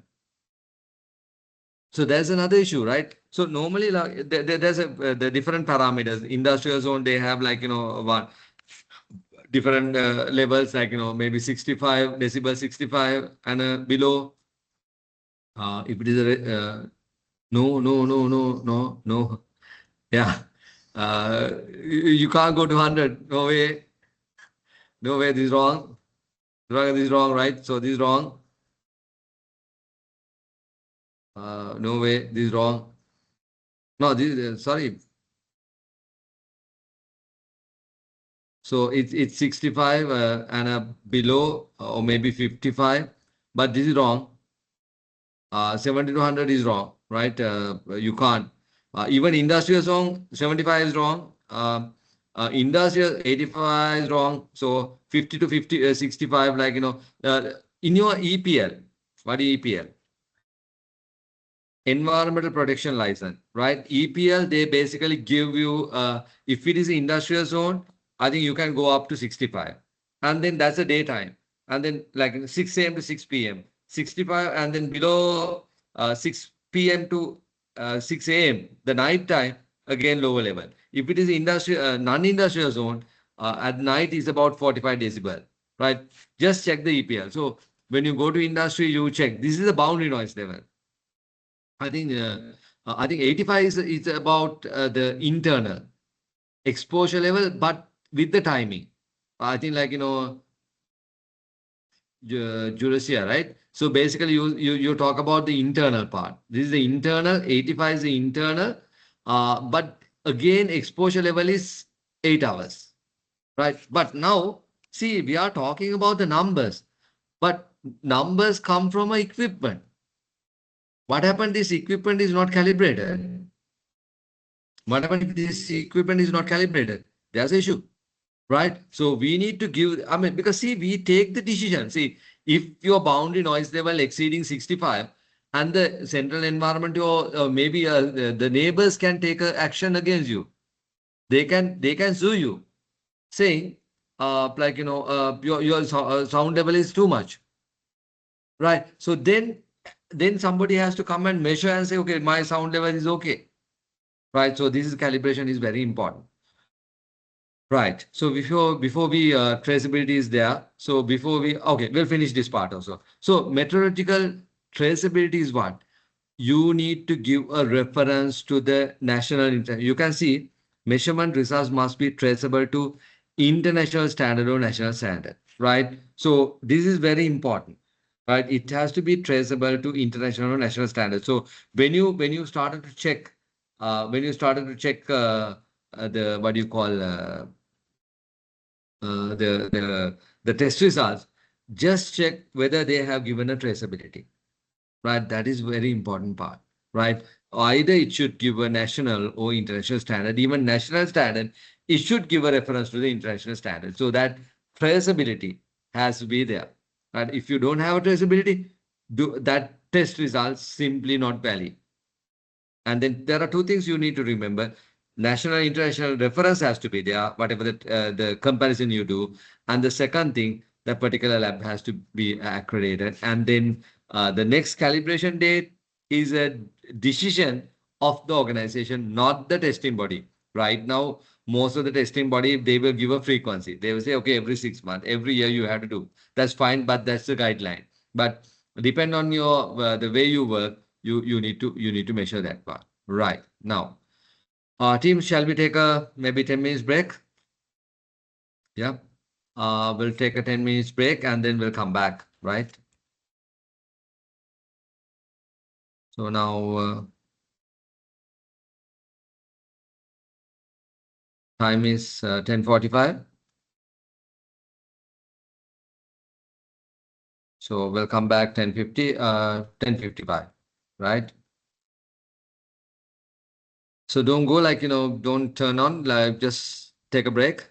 Because I know, like, when you focus, listen to this, we need a small break. So just go around, walk, and then come back within 10 minutes and take some water as well.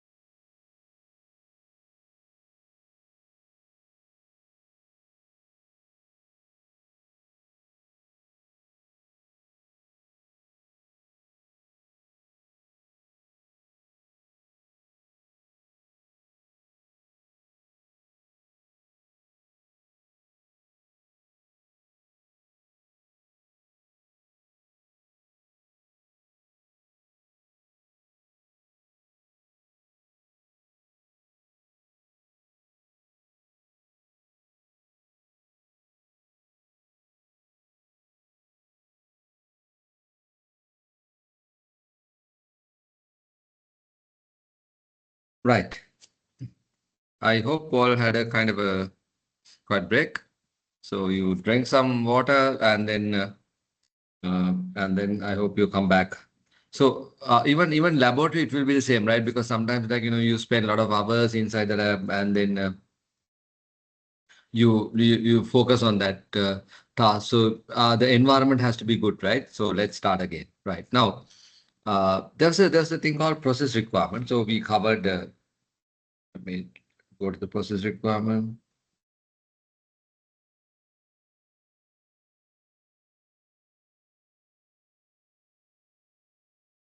So under process requirement, before we go to the process requirement, there are requirements before accepting the work. Laboratory must review method available, equipment, competency, capability. Say for example, now we have a friend, right? So we'll talk to her. Can't remember the name now. Uh,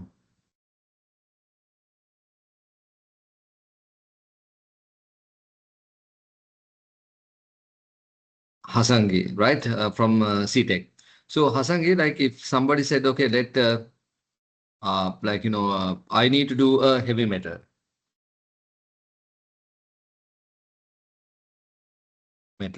testing, right? I need to get all heavy metals done. Hasangi, can you do that?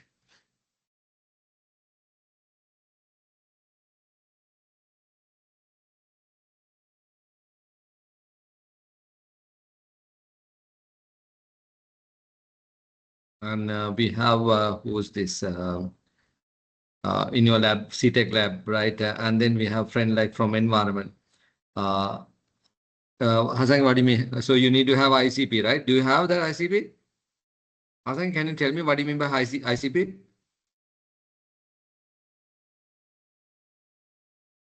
So she's using different word. What do you mean by ICP?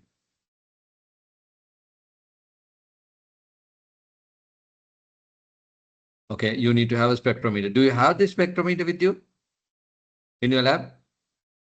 CTech lab, you have the spectrometer, ICP spectrometer? You have. So if somebody wants to get the testing done, but most of the lab, they don't have this equipment, right? High-tech equipment, they don't have. So what about now we have like, nitrous oxide. Somebody said, okay, I need to check nitrous oxide or carbon monoxide and on the environment, right? So now they come to your lab and ask for nitrous oxide and carbon monoxide. Hasanga, what are you going to say?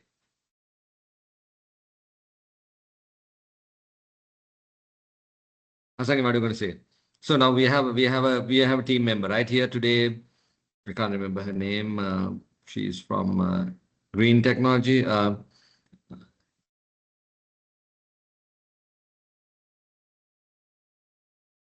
Dularanga, right? She's there. SOX NOx meter. Yeah. Hassan, you have the SOX NOx meter. So that lab is very good, right? So you have that. Right. Okay. So now the problem solved, right? So she has everything. So Hasan, thank you. So if somebody comes and say, okay, I need to get the heavy metals, I need to get nitrous oxide, carbon dioxide, right? And then we'll ask, what about the microbes? The water microbes? Do you have a micro lab?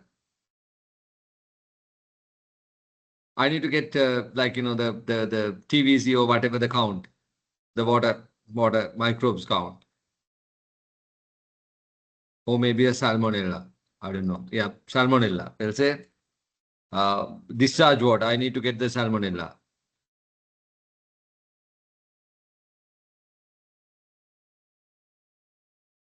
Uh, no, so they have to do a separate one. So you might need to outsource, right? So this is what their standard said. So before accepting work, laboratory must review method available.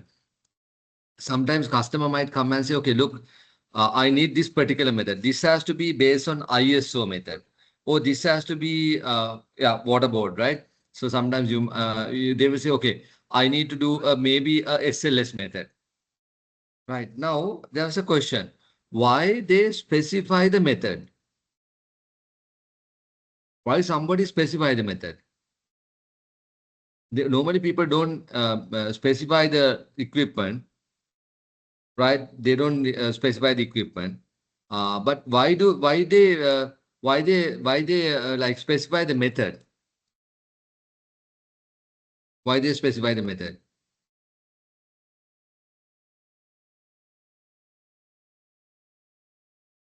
Why they specify the method? Why do they need to specify the method?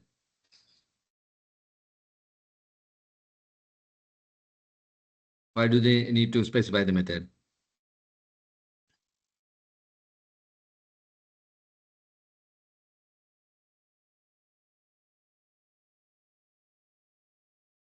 Why do they need to specify the method?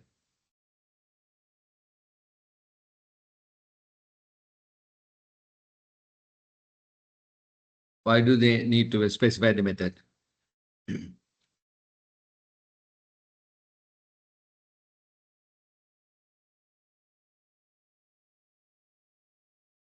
So they will say, okay, look, this has to be done based on this method.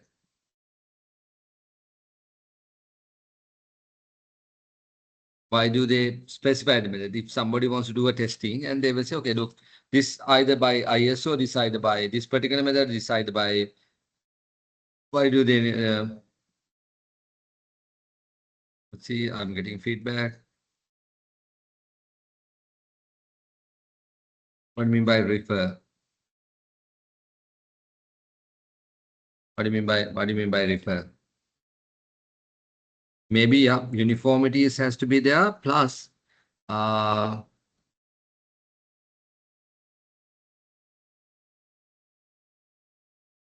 do you mean by,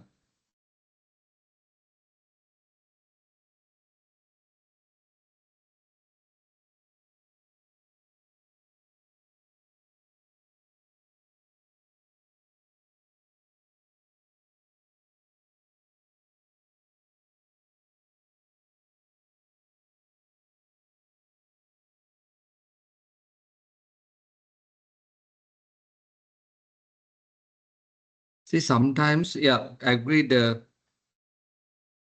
Sometimes, yeah, not having suitable material like chemicals and all, like, yeah, sometimes, depend on the method, there can be a little bit of various, right? There can be like, the results can be a little bit of vary, right? Or maybe test results, like, sometimes like, legal requirement. Say, for example, if in Sri Lanka, now we are talking about the Sri Lanka, right? So legal requirement are specified by the some SLA standard. Right. You can go with a different method. That's fine. Accepted. You can go with a different method. Accepted. But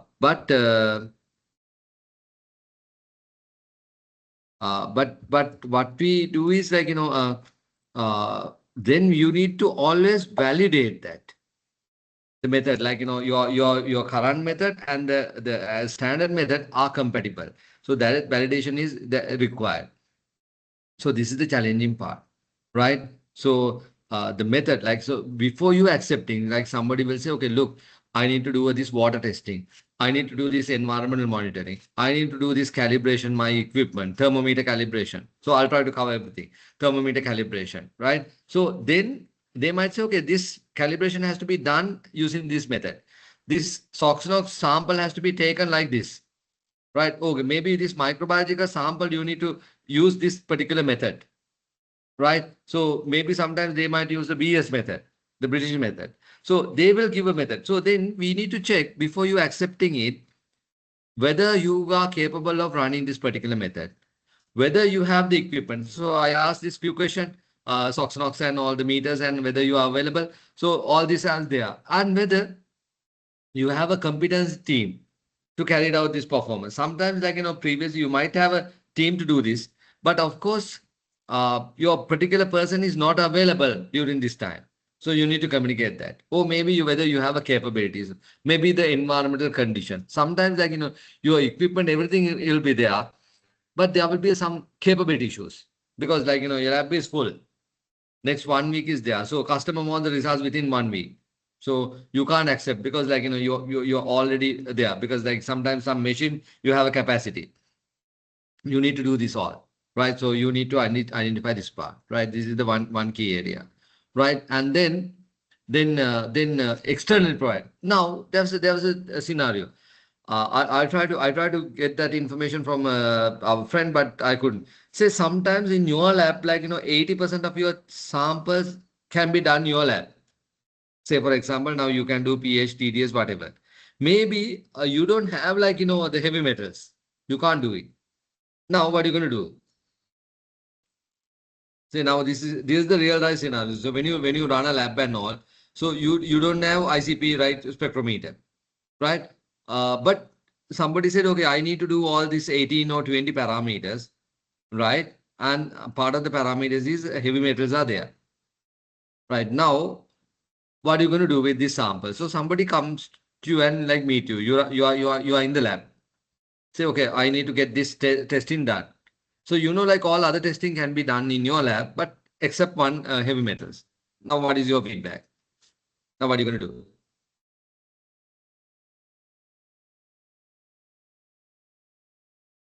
Now, what are you going to do?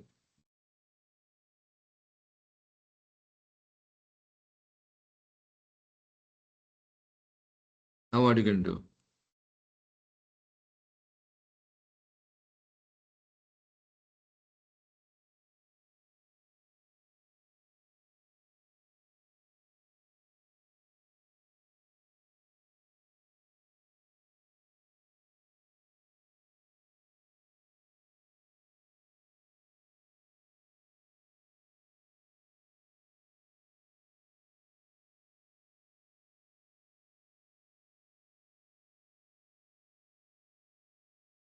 Dilanka, my question is, say,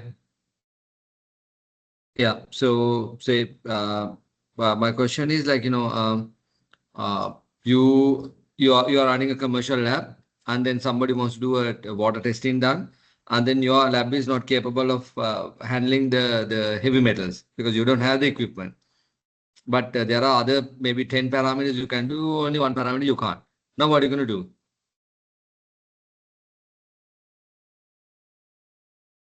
Now, what are you going to do? Okay. Uh, I send sample to another lab. For how do you select the another lab? So this is the parameter. This is the guideline. Okay, Vishaka said prepare in-house method and validate. Vishaka, sometimes it's not difficult. Is say for example like trace amount, uh, like the heavy metals and all. So you can't like you can't go for a calorimetric method and like give a kind of rough figures. They want accurate data. Say imagine if that water drinking water so that parameters is very tiny, so you can't prepare unless you buy equipment, so those equipments are very expensive, right? So best thing what Juransia said, like send sample to another lab, but when you're sending a lab, selecting a lab, you have to find out this externally provide product and service. So this is the externally you do external part, right? So part you do part of the testing, but there are areas which you don't have a competency, so you outsource it to somebody else, right? You said, okay, laboratory shall ensure that only suitable externally provided products or service that after laboratory activities are used, then such product and service are intended to incorporate into the laboratory own activities. The provider is part of or in a full directly or to the customer by the laboratory as received from the external provider are used to support the operation of the laboratory, right? So when you go through this is basically like this. Say when you give a external sample from external laboratory, you need to mention that, right? You can have your own test report, but you need to mention the heavy metals is done through a particular lab. And then when you're done through that particular lab, you need to make sure their accreditation part. So if you are giving accreditation report, you need to mention, okay, this up to this element is from our accredited laboratory. These are accredited. And then if you're getting a result from an unaccredited laboratory, you need to mention this is the external laboratory and these are unaccredited, right? So the customer see all, he actually have all visibility is there, right? He has all the visibilities about to take a decision, right? So that transparency has to be there. Impartiality also they are part of it, right? Uh, right. So this is the crucial part. So you can use external provider, but of course you need to validate and at the same time, if you are giving an accredited report, your external provider has to have an accredited report as well. This is very important. I know like this is a total different subject stream for all of you, but it's really good that you are exposing into a real life scenario. Because when you go into the industry, most of the people they send the sample to the external lab, get the results, and they put it into the file. You don't even check. Now, after this program, I mean, like all of you will be joining the industry. So when you get the test results, you go through the test results. So this will be like, you don't need to be a chemist, microbiologist, or environmentalist, like, who does the monitoring part. If you can do the monitoring part in your career, as part of your career, right? Maybe at the beginning, that will be ideal. So you get exposed into those areas as well, right? Or otherwise, you'll be using this as a kind of a users for the test result. So you should know about all this requirement, right? So if you can, I mean, like if you had a chance to work in an accredited lab, that will be a next level because you are exposing into a lot of areas, and it's not like going through a ISO audit. It will be a very technical audit, and then like if you're going like our friend has about like 17 the test accredited test. So all 17 has to perform in the presence of the assessor. Like in accreditation, we don't call auditor, they call assessor beyond the auditor, right? So even assessor come and audit the auditor. Right, so that's the different thing. Certification bodies also go through the accreditation board. Then they need to get a license, the approval, right? So then this assessor, like if you are performing a pH, if you are performing like heavy metal testing, so the competent assessor who have enough experience in that particular parameter, they will observe you, right? So this is a real challenging scenario, right? So in your career, if you can get it into this kind of a requirement situation, that will be ideal, right? So now let's move on. Right, the process requirement, review of request, tender, and contract. The requirements are inadequately defined, documented, and understood. The laboratory has the capability and resource to meet the requirement. The appropriate method or procedure are selected and then capable of meeting the customer requirement. So you need to make sure like, the requirements are adequately defined, documented and understood. So if customer said, okay, I need this particular requirement to be done, you need to define and then document it. You can see when you give a sample, they are in commercial lab, they will give a like kind of a document, right? Receipt document. You need to mention about the sample, who draw the sample, condition of the sample, everything. And then the lab reception, they take notes who deliver the sample, person, contact number, information, and the condition of the sample they mention. So those things automatically goes into the report. So that documentation is important because you can't just take the sample. And then sometimes like, when you go to the medical lab, they identify the QR code. Now, since we have an environmental team as well, like, when you go for testing, so they identify the test parameters, timing and everything. And then when the, say, for example, now you are doing a testing for the dust level, right? So you have a dust collector. So you have a filters and everything. So you just mentioned and everything like, this is the sample and this is the starting point, this is the end point, like, this particular hours. And then you mention the flow rate, right? Air flow rate and the condition. And then sometimes like when you take the sound level, dust level, you get a map of the particular, the location or the factory or whatever the place. And then you identify the sampling locations as well. So it and the person who does. So traceability is there up to that particular point. You got my point, right? So even it can be chemical, it can be microbiological, it can be environmental monitoring, whatever the sample, you need to make sure the traceability. You need to have like, input information as a documentary information. You can't just have like, you can't have a verbal information. So can somebody can come and give a sample and say, "Okay, can you just check the water level, water pH and TDS, whatever." No, you can't. You need to have input. Who is this person? Why? Where are the source? And all information has to be documented. So when you go for this 70025 audits and all, if you don't have this particular information, there will be a serious issue, right? So now if you are running in-house lab, say for example, you are in a manufacturing factory, coconut oil, or maybe a coconut milk. So the person who bring the sample, they should bring the sample with the description. This coconut milk this is the batch number. Coconut oil this is the batch number, right? So with that batch number and who drew the sample, all the information has to be there, right? Unless it's predetermined, only sample will be drawing by the charge hand, right? So those information has to be there. So this is the starting point, right? Then we need to check that has the capability because in-house laboratory we might not have that kind of a requirement because they understand their capabilities and they only the sample they send it to the capable areas only. But if you are running external lab, right, industrial lab, then of course you customer might have a different requirement. So then you need to clearly communicate with the customer.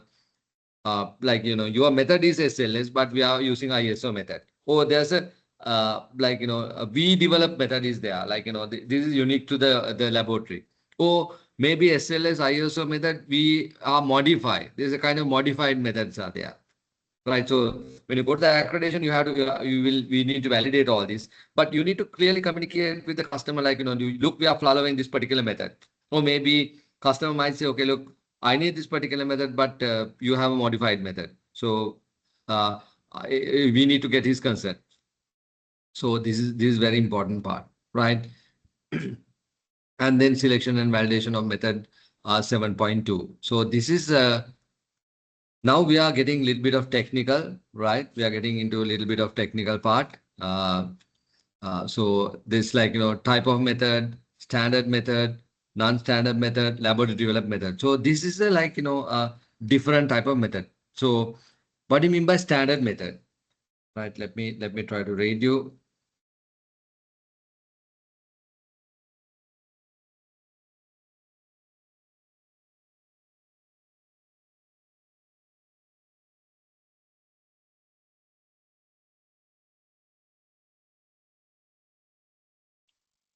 So they say laboratory shall use appropriate method and procedure for all laboratory activities and where appropriate the evaluation of measurement uncertainty as well as statistical technique for analysis of data. All method procedures and supporting documents such as instructions, standard, manual and reference data relevant to the laboratory activities shall be kept up to date and shall be made readily available to the personnel.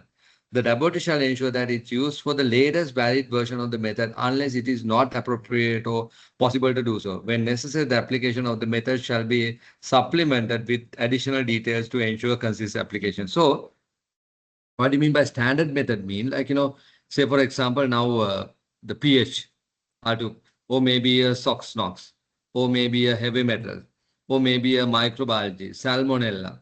So there are like ISO guidelines. So maybe after lunch, we will go through a kind of a case study. I will basically using a standard method, ISO standard method that we use for the soap. There's a legal requirement for the TFM, right? I'll just show you the standard method. This is the method we are using, and then will be how to do the uncertainty calculation, accuracy, everything. I'll basically try to explain. So this is one the practical example, and then final phase of the presentation also will be basically showing you about the test results, test report as well, right? So this is what we do is we just straight away using the defined validated method from either local or international body. We are not doing any changes, no modification at all. So ISO guidelines are there. Okay, this is how you do the pH measurement. This is how you're going to control the temperature and all, right? So that part we do. This is the calibration part. So this is how you do the TFM. This is how you do the coliform. This is how you do the salmonella. Or this is how you do the SOx NOx analysis and carbon dioxide monitoring. Or maybe pH. Or maybe COD, BOD. So those analysis, what we do is we check the methodology as per the national or international guideline. That's it. Very simple. You don't have any problem. You don't have anything to worry because it always is covered as per the international guidelines. So if you can use this standard method, that's fine. You're you don't need to worry about anything else. But then second thing, non-standard method. Sometimes why you do is you have ISO method, but then later on you do some modification. I'm like sometimes we do. Say for example, simple example standard said you have to use this amount of filter paper, and then they give a particular brand of the filter paper. but you have a problem finding out that particular filter papers, right? Then you use the different filter papers, right? The maybe porosity or whatever can be a common, but use a different size of filter paper. But it's again a differentiation or modification of the standard. So what you need to do is like you need to validate that. So there are non-standard methods, or maybe you develop your own method with the scientific data. You need to compare and you need to develop, like say for example, now we have some machine like called FTNIR, but in Sri Lanka very rarely we have that kind of machine. So this machine, like you can colorimetric methods there, right? So you can basically uh, develop your own method, but statistically you need to prove that. Or maybe laboratory develops some method. Say, for example, in some industries, like the milk industry or maybe coconut industry, they have their own method. And that method also give results. But the only problem when you go for accreditation, you need to have a validation. That method has to be validated along with the national or international level. So that is the critical requirement. Right. So this is like the validation of method 7.2 we talk about. Right. And then when you validate, you need to have accuracy, you need to have a precision, and then you need to have a repeatability, and you need to have a detection limit. So your accuracy and precision has to be common, because both has to be there. Say sometimes you have accurate, your precision is not there. Say for example, somebody somebody is measuring, right? 4.1, 4.05, 4.12. Right? So if you have this data, we'll say some figures, you might say, okay, but this is pretty accurate, because if you identify the standard deviation in these figures, uh, there's nothing much, right? Like 1.5, 0.2, 0.02, 0.05, right? So only the gap is like that, right? So when you do like you are quite okay, but this is quite accurate because of this one chemist result or one microbiologist results, right? But when you actually take the actual results, comes around like 5.0, right? So the accuracy is like no, it's far away, right? So you need to have accuracy plus precision, both has to be there, right? When you do the testing. So that's why sometimes when you do a lab, we take one sample as a standard sample and then give to a different chemist. Or when you do a monitoring, right? Say, for example, environmental monitoring.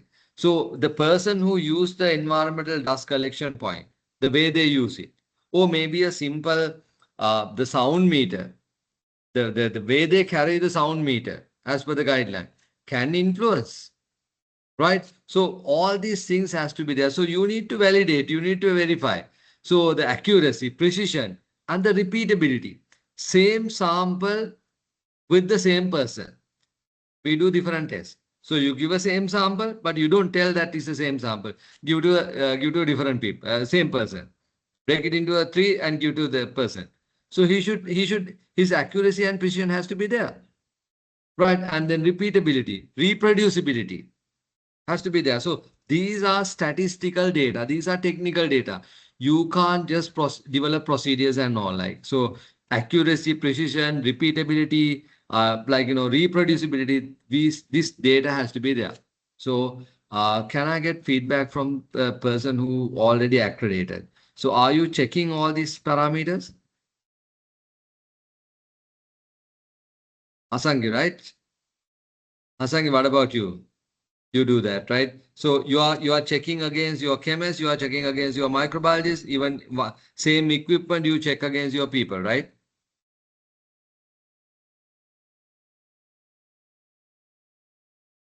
So you break it into a say one water sample from the same customer, but you don't inform that to your chemist and break it into three parts and give it to him. Right? That's what we do. So we need to have that information because that accuracy has to be there because it's a personal depend. If I'm not competent to do the way I look at the burette reading is very important, like which eye level. top, bottom, or the parallel level?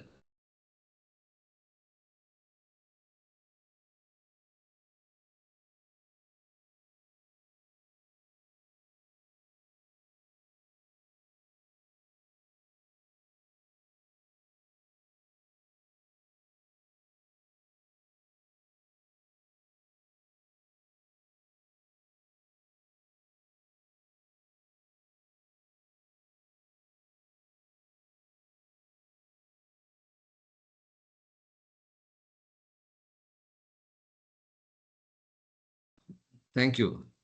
Mic is mute. Thank you. I don't know how come like mic getting mute. There must be ghost, right? Right. Okay. Let's move on. Like, so I was having a like a conversation about the accuracy and the precision. So what we do is like I'll repeat that part. So what we do is like basically like you take one sample, water sample, break it into three, and give that same sample for one person. Right. I hope now I'm clear, right? So I'm good. You can hear me now, right? The presentation is also there. Oh, good, right? All right. Yes, Thank yeah, you. now Human. okay. Now, okay, right? So automatically mic getting mute. This is the second time. Let's see. Right. Right. So let's move on. So now this accuracy precision is very important because this is where like you have a lot of problem. So your chemist, like say for example, one particular chemist is doing a like the COD BOD analysis, right? That person has to have a repeatability, reproducibility has to be there, and the accuracy precision has to be there. So this is where like you have a lot of technical inputs. Say like a lot of people will basically like come and check on this, the information, repeatability, reproducibility, and then detection limit has to be there. So these are kind of a key requirement. Let me move on. And then method validation has to be there, standard method or valid method. So again, method you need to have a same requirement. So say for example, now you might you might use a method like say is ISO SLS method. I'll show you the what do you mean by ISO method. What do you mean by ISO?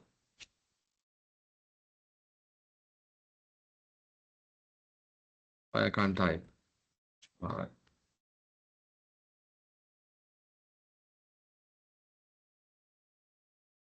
Right. So there are like in Sri Lanka, for Sri Lanka and like if you are exporting to some other countries, they have a separate method. So you need to identify the method, and then maybe you might have like modification. So again, we need to do the same thing. So you identify, okay, these are the test parameters. This is how you need to do. Like in like most of the people like from university. So when you are in the university, when you do a chemical testing or microbiology, whatever the testing, right? There's a test procedure. If you change the procedure, what will happen? Sometimes like you will give a sequence. You need to add chemical A, chemical B, then only chemical D, and after that chemical C. What happen if you change the frequency? Say the frequency, the procedure said A, B, D, C. So you instead of that you A, B, C, D. What happened? Are you getting the results? I think like you have enough experience. People who like otherwise this will be unfair for the people who just joined. I mean like they are just in the university, right? We are talking about the lab and all. But so you have this experience, right? Wrong results. Yashavi, I think like you ended up with this kind of results, right? You are not listening to the lectures properly, and then all of a sudden, like you change the frequency. Or maybe purposely you change the frequency. Yeah, right. So you change the frequency, right? So you are not getting the results. Sometimes you are not getting the yield, required yield, right? So you are not getting the required yield. So what happened? So now this is fine. At the university, maybe you might lose the marks.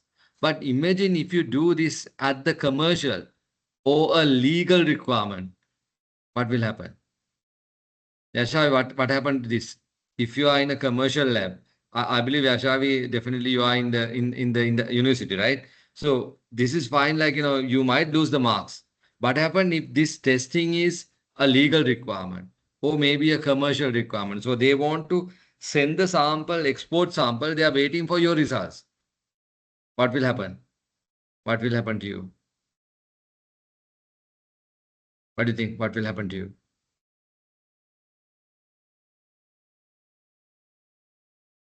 So if it is a commercial order, and then people are like, products already packed, and then they are waiting for your results, what will happen?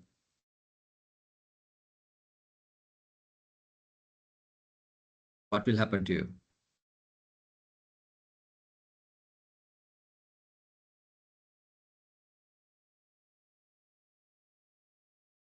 I hope my question is clear, right? See, somebody manufacture a product, and then the exporter, the buyer will say, okay, I need the test report. And then they will, like, products is done, pack and everything, and then their internal laboratories saying this is product is cleared, you can send it to the market. But the clients, the buyer said, no, no, no, I don't want your internal laboratory results. Fine, that's fine, keep it. But I need the lab report from the external party. There's always case. They request the test results from an external party. And then this external party, right, like, you have a, like, you have a different method. So, and then what happened if the result is wrong? What happened if the method is wrong? The method is not validated. Like Yasangi said, like, you need to have a like frequency, chemical adding frequency A, B, D, C, but instead of A, B, D, C, you add A, B, C, D. That's your gut feeling. All right, it should have to be A, B, C, D. Whatever chemicals you're adding, no. So you said, okay, all four I can add together. So you come up with your own conclusion modification. What happened to the client? So what do you think? What will happen to the client?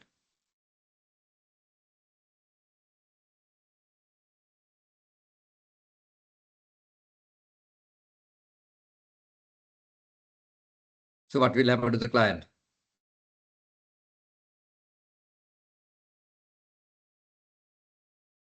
What do you think? What will happen to the client?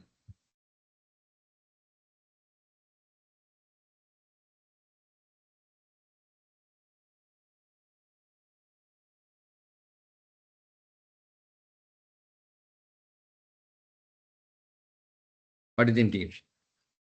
What will happen to the client? He will end up with the wrong results, right? So he can't ship the product. Imagine, yeah, he might resend the sample, Jara, yeah.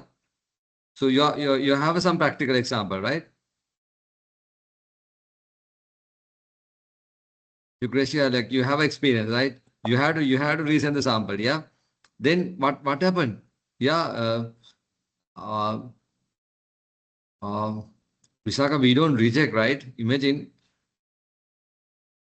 like imagine like if you have to reject the lot.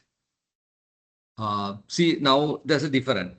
If you are just in the university, like if you are just in the university and think like, okay, the result is out, what you do is like, you try to reject it. Fine. But we are talking about millions of rupees. We are talking about your credibility. That is where your impartiality comes, right? So Hasangi and like, maybe like, that's why I said like, Hasangi and Judiciary, both of, they are maybe coming from industry. Hasangi, I know like she's coming from industry now. Repeat the test. You try to like, convince, you put a lot of pressure on the lab.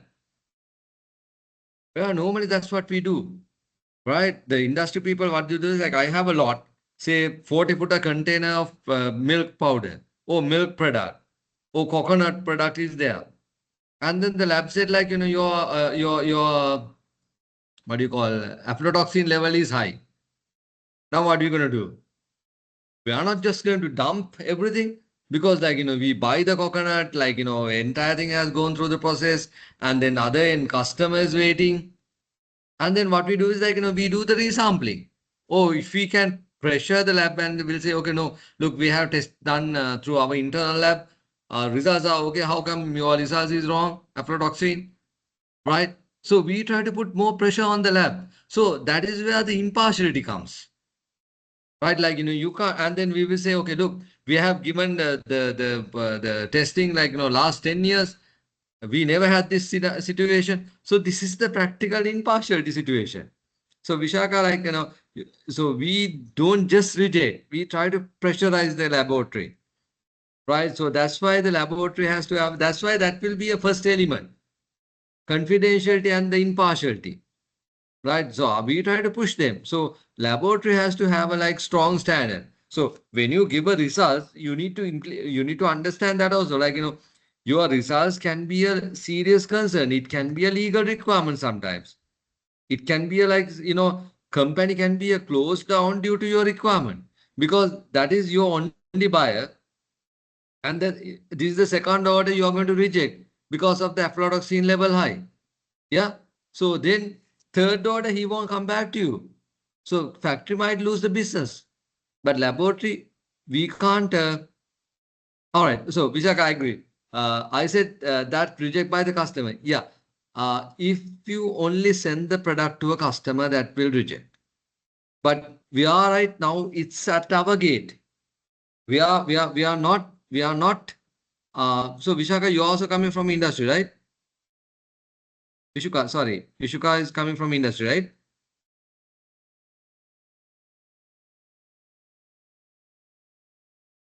All right, great. So Vishuka said like Radhe, but university student also like, you can contribute, right? So you can think of your industry lab, the university lab, you can start questioning me and then you can learn from the industry people as well.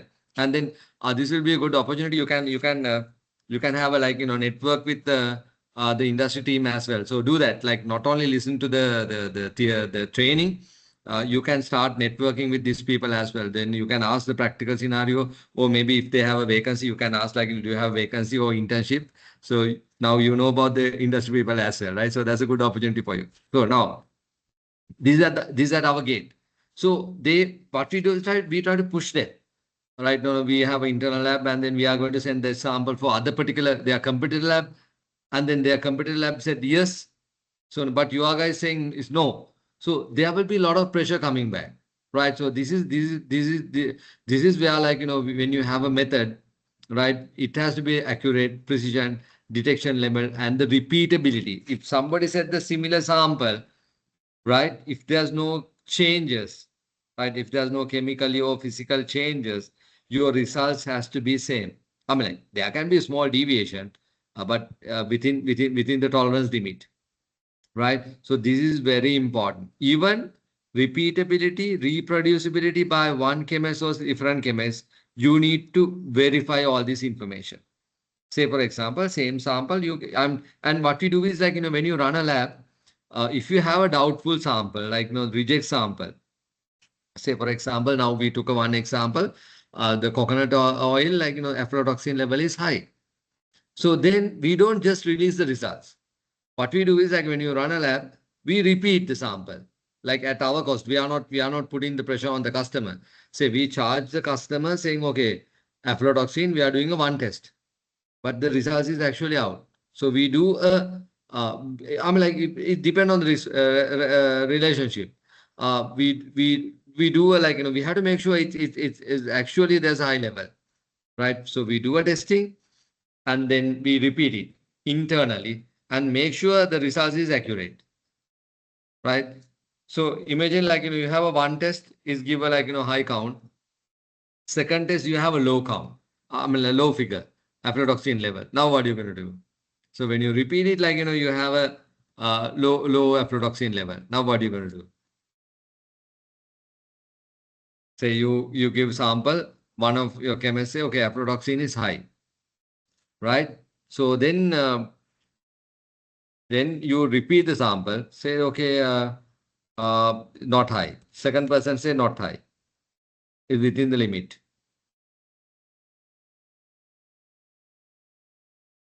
Now what do you do? Now what do you do? Can you record the second figure and say, okay, this is fine? Or go with the first figure and say this is rejected? Again test, right? That's me, again test. So you do the third or fourth test, right? Like at least 3 to 5 tests. And then based on that outcome, you take a decision. And then sometimes what you do is like, we keep, conduct the, yes, we do that part. Yeah. So what we do is like, basically we will basically like, keep the sample. And then we'll keep the retained sample as well, communicate with the customer, right? So depend on the criticality part, right? So this is very important: accuracy, precision, detection limit, and repeatability, right? Then this is very important: sampling. You need to have a sample procedure, documented, control, and traceability.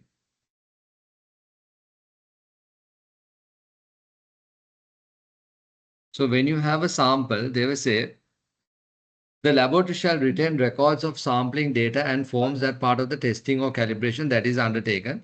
These records shall be included when relevant, reference to the sampling method used, date and time of sampling, date to identify and describe the sample, identification of the personal performance sample, identification of the equipment used, environmental transport condition of the sample, diagrams of other equivalent means to identify the sampling location within the appropriate, deviation additional to the exclusive from the sampling method and sampling plan. Let me try to check whether I can get the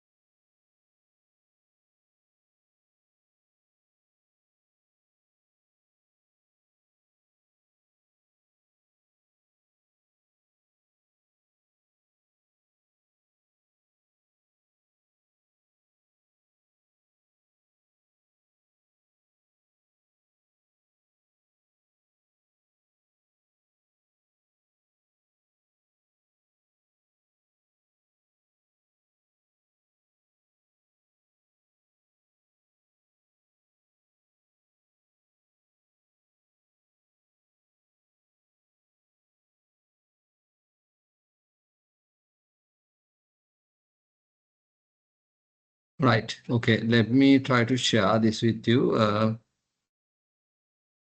Tell me whether I'm able to share this. Can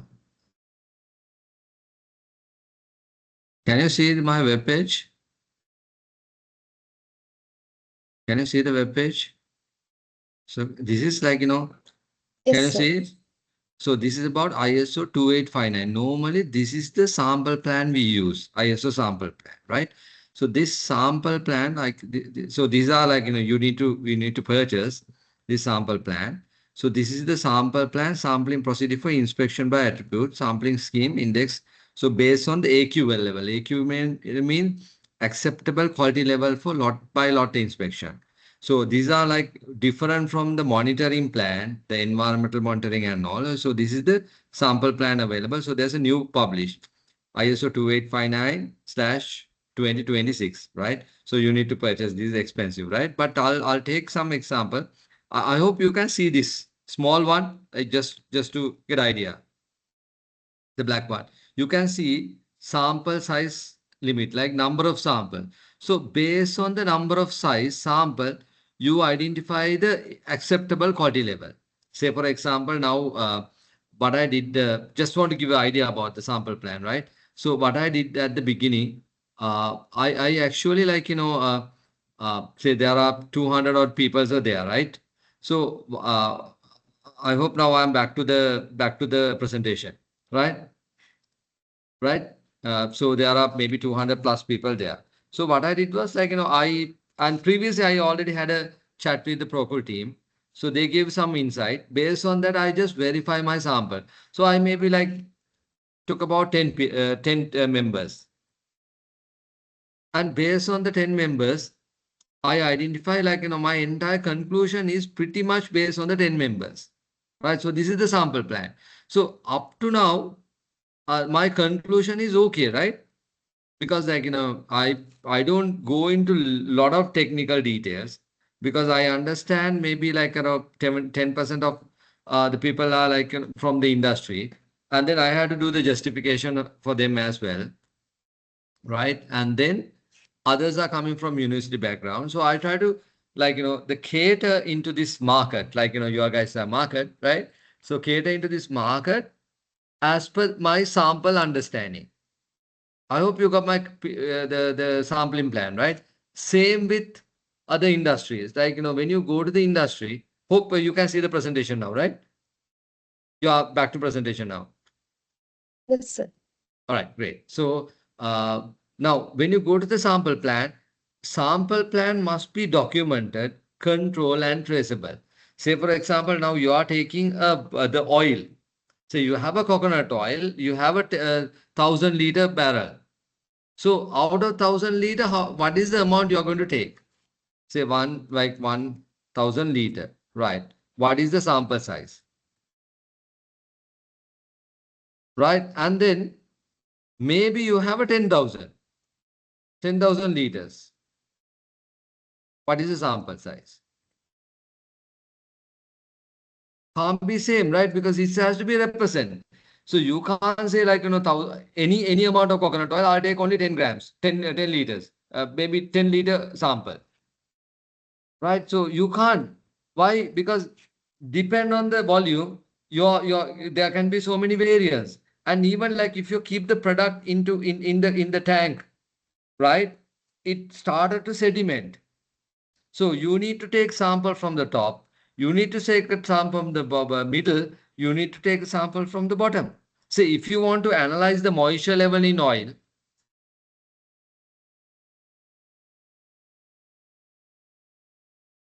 right? If you take sample at the top, you have a one result. If you take sample in the middle, you have a one result. And if you take sample in the bottom, you have one result. You have three different results. Say same with this. So now which one is the most accurate? We have a now see this is not easy sampling plan. Imagine now we need to talk about the environment. Now you have a freezer, like cold room, right? So you have a cold room, one end you have a machine. So it basically gives the air and cooling. So if you keep your probe, temperature probe, next to the AC machine or the cooling machine, what will happen? You have a different reading. If you keep the probe in the middle, your figures has a different. So if you keep your probe outside, like I'm just at the door, your figures are different. So you need to have a representative sample, right? So the method is not that easy. You need to have a airflow mechanism, everything you need to study. Same scenario. When you do environmental monitoring at the sound level, outside, boundary. So your sound distribution in the organization is not common because one particular area, like you have a high sound area. One particular area, you don't have that amount of sound. So maybe one area you have a like wall or maybe tree, other areas is directly exposed. Or maybe one area you have a next to the road. So your surrounding sound is very much, right? You need to consider all these factors when you do the sampling. So the sample plan has to be documented. Even like, environmental monitoring, you take the sample points. That document has to be there. Somebody say, okay, look, your average sound level is 45 or 55, 60. You can't give that kind of figure. You say, okay, this particular A corner with the picture, this is you have 63, this is you have 62, this is you have 70, that's the exceeding, this is 40, 30. So you know like which point you have a high sound level. So the person who goes for environmental monitoring, he has to have a like representative understanding and the risk-based thinking. Say for example, you have a one corner, you have a Jenny. Generator set is there, right? So you are not monitoring the sound next to the generator. Like you have a corner, the wall is there, you have to go outside and you are monitoring. So purpose you are avoiding, right? And then you are taking all the other sound. Is wrong. You have to take that sound as well because that's the most sound generating point, right? So this is very important part, right? So these are the things you need to learn. Like now we have a friend from water testing, so sometimes they go and collect the sample, right? They go and collect the sample. So when they go and collect the sample, they have a different parameters. And then sometimes customer bring the sample. So you whatever the test report you basically mention sample collected by us on this time and the collector's name everything is there or otherwise you will basically explain sample given by the customer and this is the condition and then if you have a sample plan you need to address. So now ISO 2859. There are free information maybe available. Maybe you can try to find out the 2859 and if you are in the industry if somebody is giving you a sample and then try to see the sample plan as well because sometimes we might have a difficulty. Sometimes industrial lab, if it is in-house lab, right? People will bring the sample. And then we don't know about the sample plan. They will say, okay, this is my coconut water, the sample, finished good sample, you test. So we don't know about the lot size, right? So you need to say, okay, the 10,000 units are there. Out of 10,000, we get 10 sample. Or maybe 100,000, we get maybe 20, 30 sample. We check based on that. Only then we will release the product, right? So these are kind of a sample plan requirement.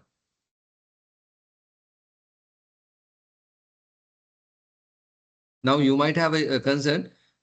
We need to stick to this ISO 2859 sample plan. No, we don't need to stick to it.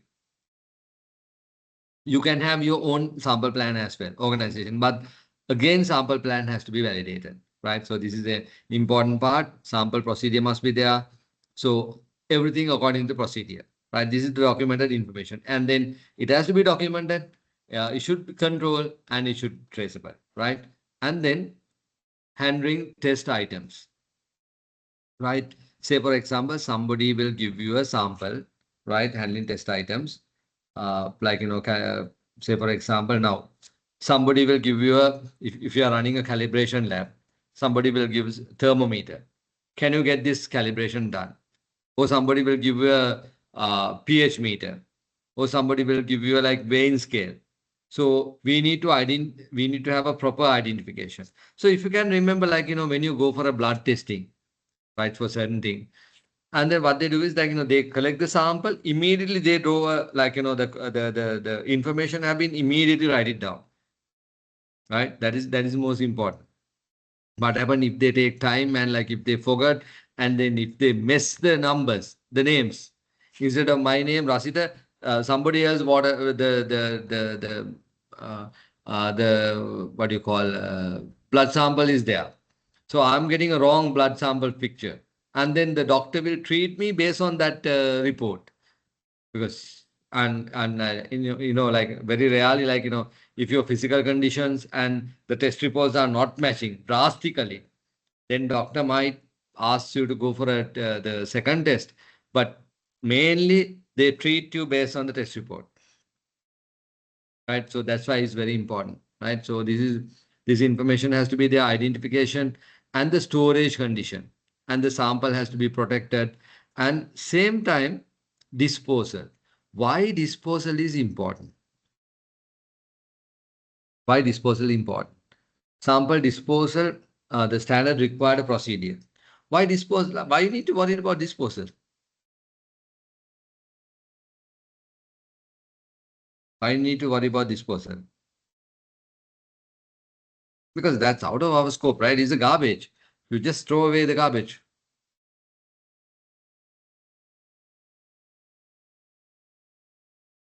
Why disposal is important? So the university student, what do you think? Why disposal is important? Contamination? Yeah, you are right. Yeah, it can be a source of contamination. Imagine, I don't know, like, uh, uh, what is the method they are using for the COD BOD. Sometimes, like, we use mercury the previously. Nowadays, I don't think using. Are you using COD BOD? Hasangi, I think, right? Hasangi, are you using COD the mercury?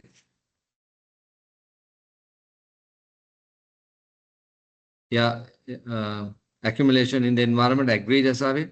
Hasangi, you are not using mercury, right? So they are previously we were using mercury. So then now if I ask this question, so your lab you are using mercury. Now what are you going to do with the mercury? What are you going to do with the mercury? What are you going to do with the mercury?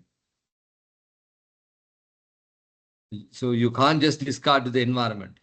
And then in Sri Lanka, we don't have a proper place to discard the mercury as well. So what do you do? We need to collect the mercury. So what we do is, like, we wait until the separation, mercury goes down, and the water level we discard, but we have a huge container, we collect the mercury. Right. So that's one thing. So it can be contamination, like, accumulation to the environment, it can be there. And same time, bioaccumulation is there, agreed. And same time, like, some, I don't think you have anybody from the garment industry.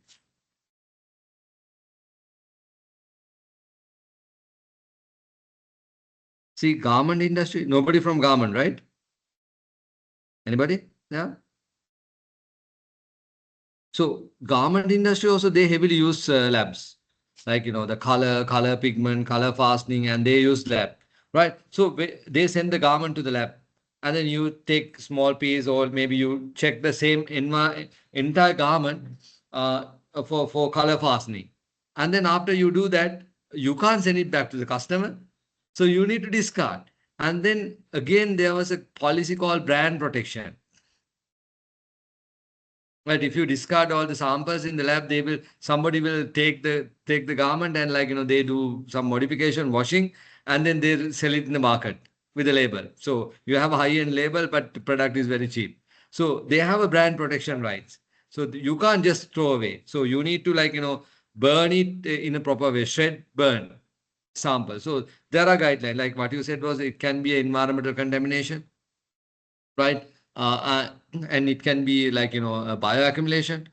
Again, it can be in the industry like garment and all, or maybe some industry. They are not just throw away the sample, because if you throw away the sample and the whatever the leftovers in the laboratory, the garbage people might collect it, and then that product with the brand name, it will available in your, like, Sunday Polar.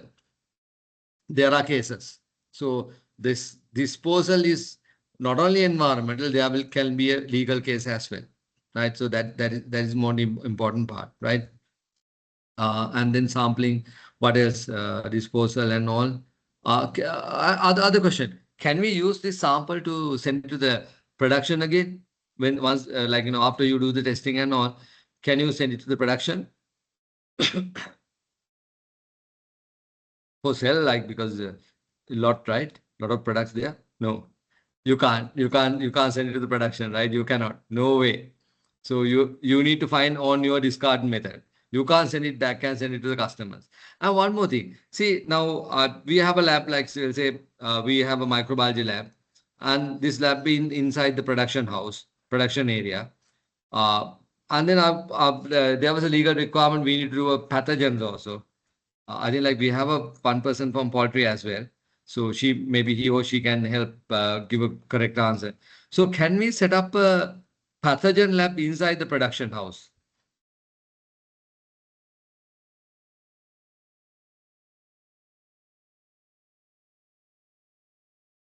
Sangi said straight away no. No, why not? Why not? Vishaka said no. Why not? You can have a microbiology lab. Hasangi, Jurisia, and Vishaka, I think you are agreed, right? Inside the production facility, you can have a microbiology lab. I think you are agreed, right? But I'm particularly talking about the pathogen lab. So you said no. Why not? So other team members, like the university team members, like, you agreed. We can have a microbiological lab. I mean, like inside mean like not in the production area, but in the facility somewhere you can have a microbiological lab. But pathogenic testing lab, pathogens like salmonella and all. So the question that the industry people said no. Why not? Team, understand this very clearly, right? You can have a microbiological lab in your production facility, not inside, right? In the same vicinity, like you have a boundary wall, like you can have a separate area. Lab has to be separated, not within the production. Yeah, there's a concern. Yeah. So if there's a release of the pathogen, because you are giving a like good condition. See, sometimes like when you develop this kind of agri team, right? So when you develop the lab, pathogen lab and or like micro lab, even micro lab, you are not connecting even discharge water lines into the normal line, right? So all like microbiological testing, the testing, the remainings, right? Like the EGA, whatever the media, you are not just discarding. You are basically autoclave. You make sure there's nothing in it, then only you discard, like the in process. So that is the process. That's why we need to have a documented procedure. You basically like like your discarding has to be autoclave, like high temperature, high pressure. You make sure all microbes are killed. Then only you wash and discard. And then even when you wash and discard, the lines are not connected to each other. Production discard line and the lab discard lines are not connected to each other. And on top of that, the pathogens labs are not recommended inside your production house. Production house means even within the facility, right? Microbe lab, TVC, coliform and all, yes, accepted, but not in a production area, but in a separate area you can have it, but not the production house. Right, let's move on. So we know about the test items, control, identification, storage, protection, and the disposal. So I put more effort on disposal part because the microbe disposal is there, and then even environmental monitoring and all like. So you collect dust level. So you need to have a proper incinerator mechanism. How are you going to discard the dust level dust level as well?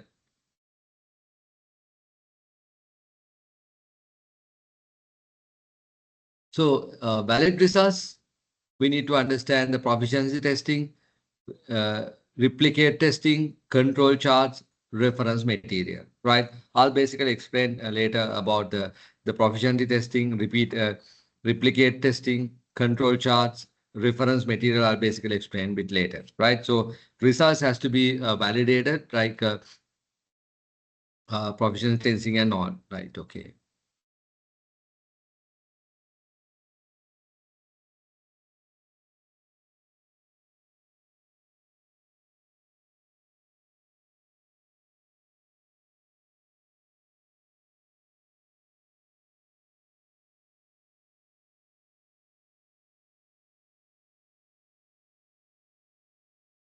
So this part will be basically covering a bit later. What do you mean by control chart, replicate testing, proficiency testing, and all, and the reference material. But let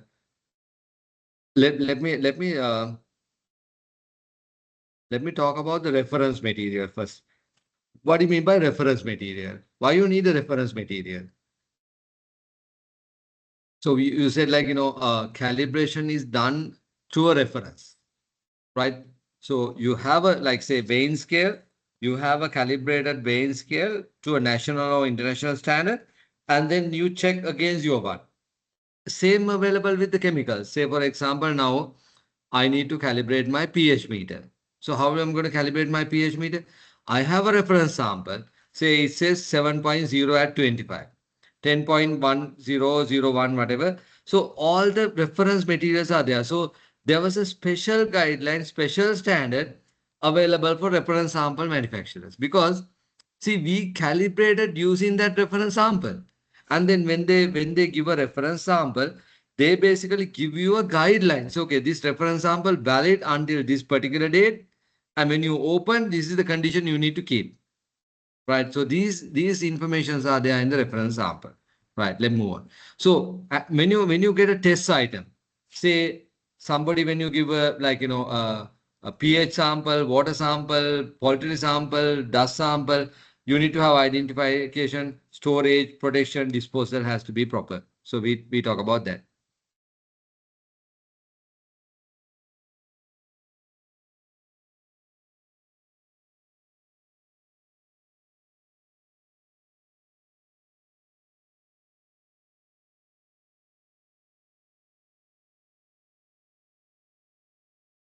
And we discuss this part. Sampling procedure must be document control traceable. Right. Now, technical records. So this is 7.5. So when you have a technical records, right, we need to have a technical record up to the raw data, calculation, instrument reading, analyst name. So what do you mean by this technical record? Let me read this. So the laboratory shall ensure that the technical record for each laboratory activity contain the results, report, and sufficient information on the facility if possible. Identification of factors affecting the measurement results and its associate measurements, uncertainty and unable to repetition of the laboratory activity under conditions as close as possible to the original. Now, let me try to explain this. So, when somebody give a kind of a result sheet, right? uh, this result sheet should have a traceability to the raw data. What do you mean by raw data? What do you mean by raw data? Say now, I am very simple example. We'll take two examples. I am checking a pH or I am checking a environmental dust level monitoring. So what is the raw data I should have? Two examples. I'm taking one is I'm checking a pH, very straightforward. Second one, I'm checking a environmental dust level, right? And the third one, in your laboratory, you are doing a titration. So we have a team from the university, right? Fresh people. So we should not forget about them. So you have a three cases. Now I need the answers. One, you are checking a pH. Other person, you have a environmental dust monitoring. And the third one, you have a burette reading to be taken. What is your raw data? What is your raw data?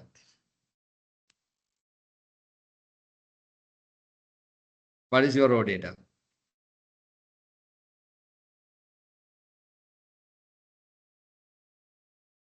What is your raw data? I hope my question is clear, right?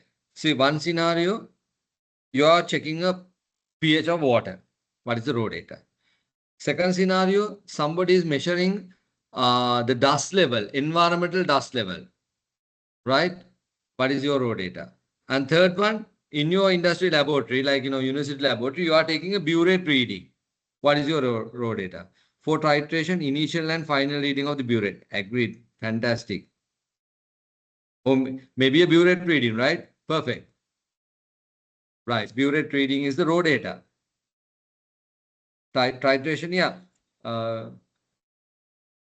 Vishuka, in titration, what is the raw data? Yeah, Jessica, agreed. pH, pH we write like this. Guys, be careful when you write. So pH like this. Otherwise, if you go for accreditation, if they see the SI symbols wrong, they will bounce back you, right? So display in pH meter. Yeah, Sumit pH value. What is in the display, right? That's the raw data and titration in initial and final reading. So it's the burette figures. What about the dust monitoring part? What is the raw data? So you need to know what you mean by dust. So we have a friend who's coming from environmental degree. So what is the dust monitoring parameters?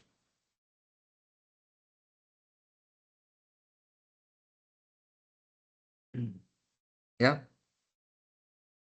What is the environmental raw data? I don't know who's from environmental degree. What is the raw data? Now the chat is so long I can't go back. So what is the raw data? TSS is what? Total suspended solution. What is TSS? Shamini D. Silva, what is TSS? I'm talking about three factors. One is the pH, other one is the burette reading, third one is the environmental dust monitoring, the physical dust monitoring. Shamini, what is TSS? I know TDS, total dissolvable solid. What do you mean by TSS? Total suspended particles. TPS, TSP, total suspended solid. So what is the, Shamini? Yeah, agreed. So what is the, no, Shamini, Sandhuni, what is the raw data? Air quality is the outcome. Based on the raw data. See, now, the burette, you take the burette reading, initial and the final.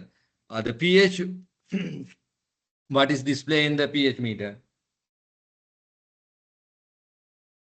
Yeah, quality, what you do is you put a kind of a filter, separate filter, right?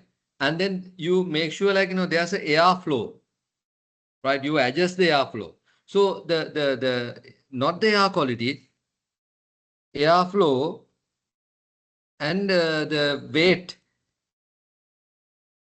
of the filter paper, right? So that's it. So you take the blank weight of the filter paper, that is the raw data. So you run and the time, right? You say, okay, I will run this for like 3 hours, 2 hours. So your radar, the raw data would be air quality. Not the air quality. You try to measure the air quality, right? That is the outcome.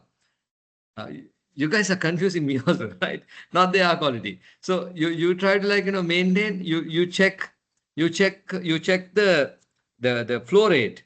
So you can adjust. You identify. Okay, this is flow rate is there per minute. This is the cubic meters passing through, and then you weight out the filter because that filter paper is supposed to collect all the dust, and then you collect it, and then you measure, and then you identify. Given the flow rate, particular time, this is the amount of dust is collected and the time. So that is your raw data, right? So when you go for 70025, your raw data has to be there. So that's why your notebook is very important. You are taking notes. So part of your notebook is very important because you can't cut and chop the information because your part of the notebook is evidence for the audit. You can't just say, okay, no, the filter paper is 10.5. No, it's not 10.5, it's 12. Right? So that you can't do that. Yes, we can calculate the dust concentration. Agreed. So many agreed. So you said you have the filter paper, blank paper, and then you are run through the flow rate, like you run through several hours, and then with that particular hours you identify the amount of filter paper. So then you can identify like per minute or per cubic meters, this is the amount of dust level. So if it is high, mean like you are in a very dusty environment. So then you can give a conclusion about the air quality. The point is here, the point is you need to have a raw data. If somebody say, okay, if you mention, you can mention with the standard time, agreed. So if you said your air quality is wrong, you have a polluted environment, so somebody can challenge, and then you should be able to give a data, the review, feedback, say, okay, this is how I do the calculation. Somebody challenge you. So that's why traceable results has to be there, raw data, and then you might do a calculation. CPH, you don't do calculation. But burette, you do a calculation. So you need to write down the calculation. For the dust level, you do the calculation. Right? So the calculation has to be there. And the instrument reading has to be there. And analyst name, like it is Rasita, Damayanti, whoever, your name has to be there. So you have that's why all chemists, microbiologists, who environmentalists who goes to on the environment monitoring, we carried a book, right? That is very important. Even auditors, right?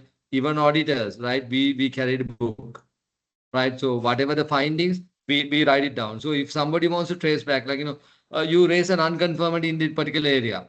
So how do you make this non-conformity? So we have to give evidence, the raw data. So this is very important. In lab accreditation, we might have a serious issue with the raw data. Why we have a serious issue with the raw data? Because sometimes, like when you check the raw data, like it sometimes it's changed, it's cut. So if you want to cut a raw data, like you have a figure like you measure 10.5, but you identify 10.5 is stabilized 10.7, right? So you put a one line. So even if somebody check, they can see the information under that particular line. You say 10.7, the second reading, a stabilized reading, right? So if you like destroy that figure, so that is totally out. So then your raw data will be a questionable, right? So people can question about your raw data. So this is the challenging part, right? And then calculation has to be there, and the instrument reading has to be there, analysis name, right? So this is the key part, and this is one area we are going to do. Actually, I'll basically showing you the case study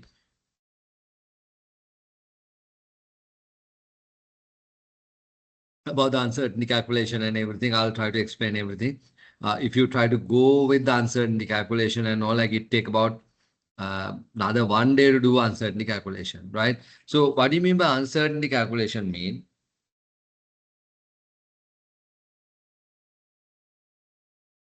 So this is very important part. A lot of labs we have a like challenge with this part, right?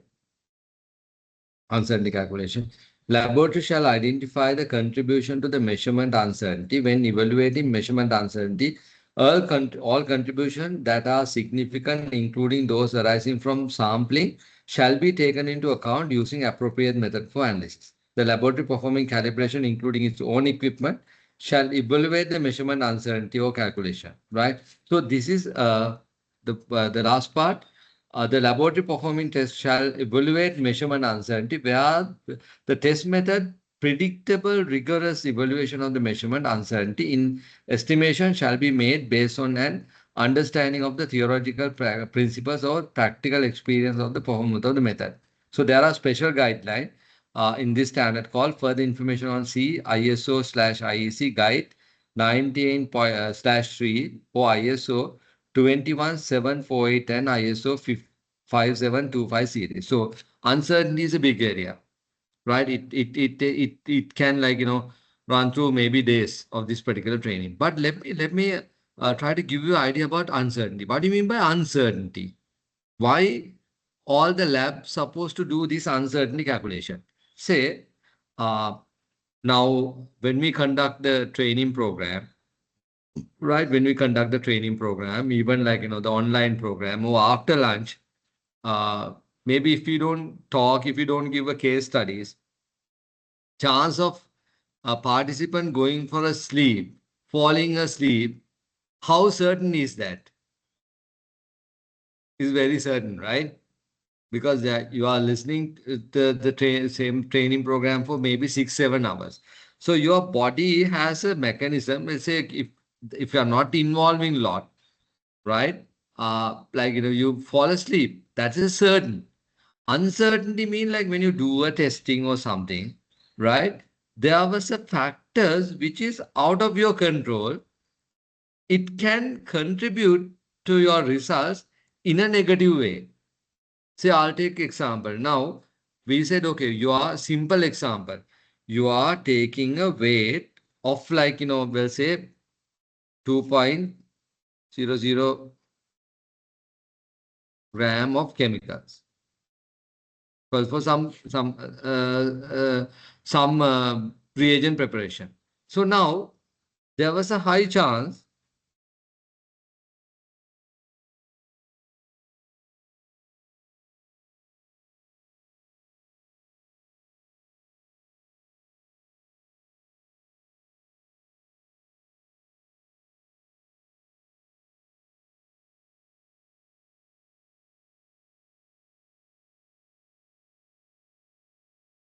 results can be like this: 2.001, 2.008, 2.009, because you are looking at the last digit, right? So this there was a high chance. Or maybe it can be 1.009. It can be 1.199. It can be like this. So now there are some factors. What are the factors?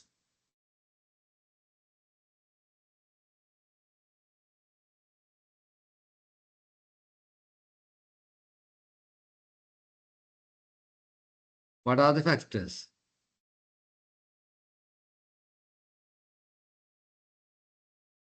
See, electricity fluctuation.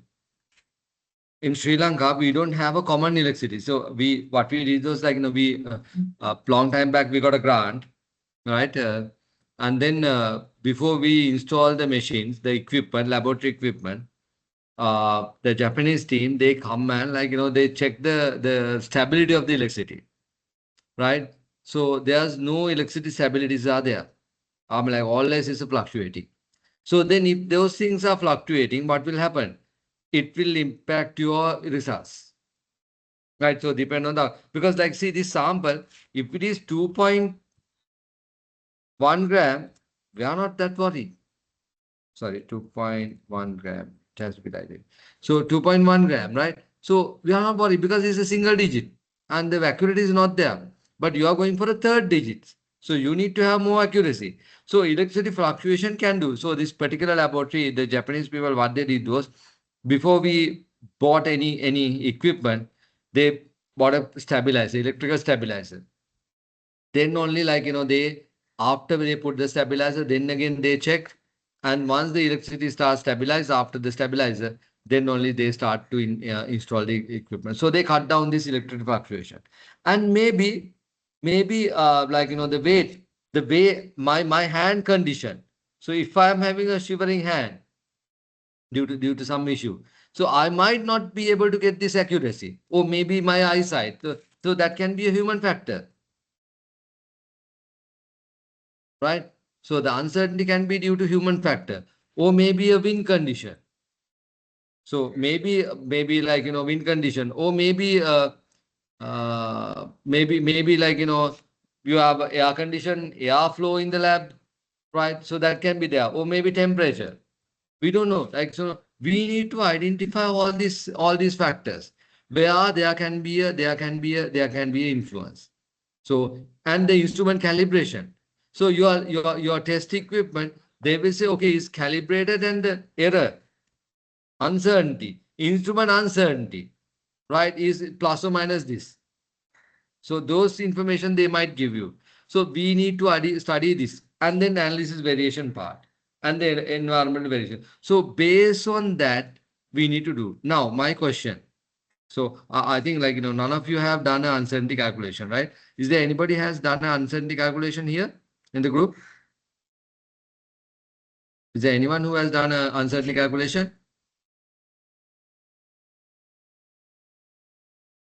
I don't think anyone has done it. So if you are want to do an uncertainty calculation, and now I'll convert it into a kind of like common sense question. See now you have not done the calibration. Your weighing scale. Very simple example. Your weighing scale calibration results yet to get the result. Calibration is done, but you have not get the result, so you don't have a figure plus or minus or uncertainty about the instrument. Can you do your internal the test uncertainty? I hope my question is clear. Your the Bain scale given for a calibration that is done, right? But they have not submitted the report. So in report they supposed to give you like uncertainty. All this has to be there. They have not given that part. But under Bain scale, but you now you're going for a 17025. You try to calculate the uncertainty. Can you do the calculation? Can you do the calculation? No, you can't. So say you're spot on because you can't. Why? To do the uncertainty calculation, you need the calibration part, right? Let me explain that later on, right? After lunch is very close by, right? Now the accuracy of the results. So we need to have a proficiency testing. We need to have a replicate testing. We need to have a reference material. We need to have a control chart. So what do you mean by proficiency testing? What do you mean by replicate testing? What do you mean by reference material, right?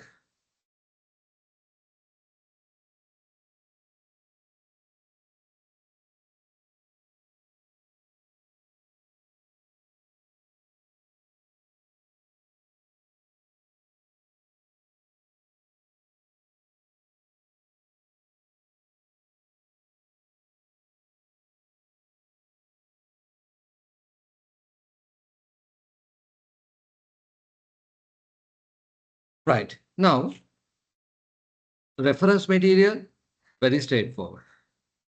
Replicate testing. So it you have a common sense like basically you understand, okay, I have a sample, I give it to somebody else, so same person can be done. That results can be it has to be a similar, very similar product. So these two are there.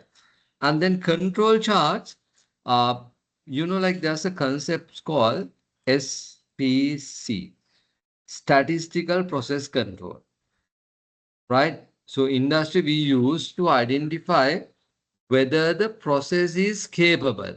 Like, when we're doing a testing, like, whether that process is capable, whether we can do the testing. So if you are making a product, whether we can manufacture product within the specified weight limit. Let's say we are making a soap and the soap gram is 80 gram.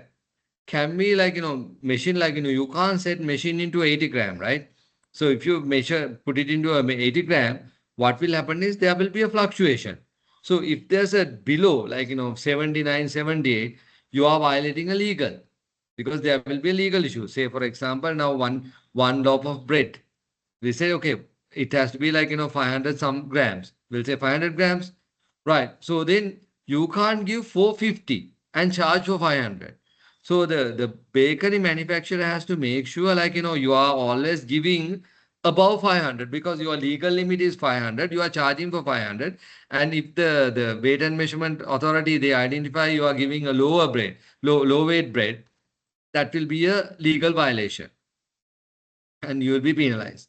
So those factors are very important. So what you do is, like, basically you make sure, like, if you want 500, depend on the process, your process capability, you increase. Okay, if you want to make sure like 500 is minimum, you make 520. It's a loss for organization, agreed, but you are not violating the legal part. So you make it 520, and then your minimum will be 500, maximum will be 540. So you identify the range. You have a central line, you have upper level, you have a lower level. So this is, if you Google, or like if you try with the chat GPT, like, you can identify what you mean by statistical process control. So this is very important. So you identify, mainly you identify whether you are capable of meeting this requirement. Your process, when you do a testing, you identify your standard deviation. I know, like, this is a little bit of technical, but like, when you're coming from a university, or maybe people who are already in the industry, they know, like, okay, you are coming to this, so you are getting ready, right? So you do some homework, you are study the statistical process control, so like these are the technical requirement which industry expect from you, right? So this is I mean, like, this is a kind of eye opener for you as well, right? So then you check this part, statistical part. And then you identify where am I. I'll show the graph later on. I'll explain when I show the graph, right? So then now reference material is standard body. They make a reference material. pH is a reference material. So there's a special guideline. We use that reference material as per their instruction. We use it. Control chart we identify. That is to understand whether we are capable of meeting this. And replicate results testing mean within the same chemist or different chemist, same sample, you practice it, you test it, and you try to get the same result. And proficiency testing mean PT, mean like we are using a calibrated external laboratory. So that is a mandatory thing. So the friends who already have accredited, now she has about like almost 10 or 11 parameters. So she has to do a 10, 11 proficiency testing. Right? What they do is like, you identify that there's again another standard. So you identify a proficiency service, PT sample provider, PT test provider. And then you go and say, okay, look, I need to verify, validate my laboratory for the water pH, or maybe water COD, BOD, or maybe environmental TDS, the dust level, or maybe a SOx NOx level, or maybe a microbiological salmonella, right? So you basically may talk to the PT service provider. Then the PT service provider, what they does is they select sample, they prepare sample for you, and then they identify other laboratories. Say, example, now our friend has one lab, yeah, Ecotech, I think. Ecotech, right? No, I can't go back, it's too long. The chat is too long. So I think Ecotech, right? Hasangi, Ecotech, right? Your lab? Yeah. So whatever the lab, so they, sorry, CTech. So I'm close by, right? So CTech lab is there. So they identify similar kind of laboratory who has the same accreditation. Then they select, the PT service provider select the sample, and then they distribute among the 3 laboratories. Right. So this is a challenging situation. So you have a sample, you don't know what it is, and the PT provider said you do this testing. So you do the testing and send it to the PT provider. Then they analyze, they will do the statistical analysis, and then they give a results. So your app will be like, exposed, saying like other 2 labs has 10.2, 10.2, and like, imagine like, both labs has 10.2 is pH, right? 10.2 is pH, and your lab 11.5. Now what will happen? And you'll be exposed, right? So you'll be challenged always, right? Without customers. So then you have to take a corrective action. Why am I? Right. So this is very important. So Hasan, I think like you have gone through this PT testing as well, right? Like, you had gone through several times, right?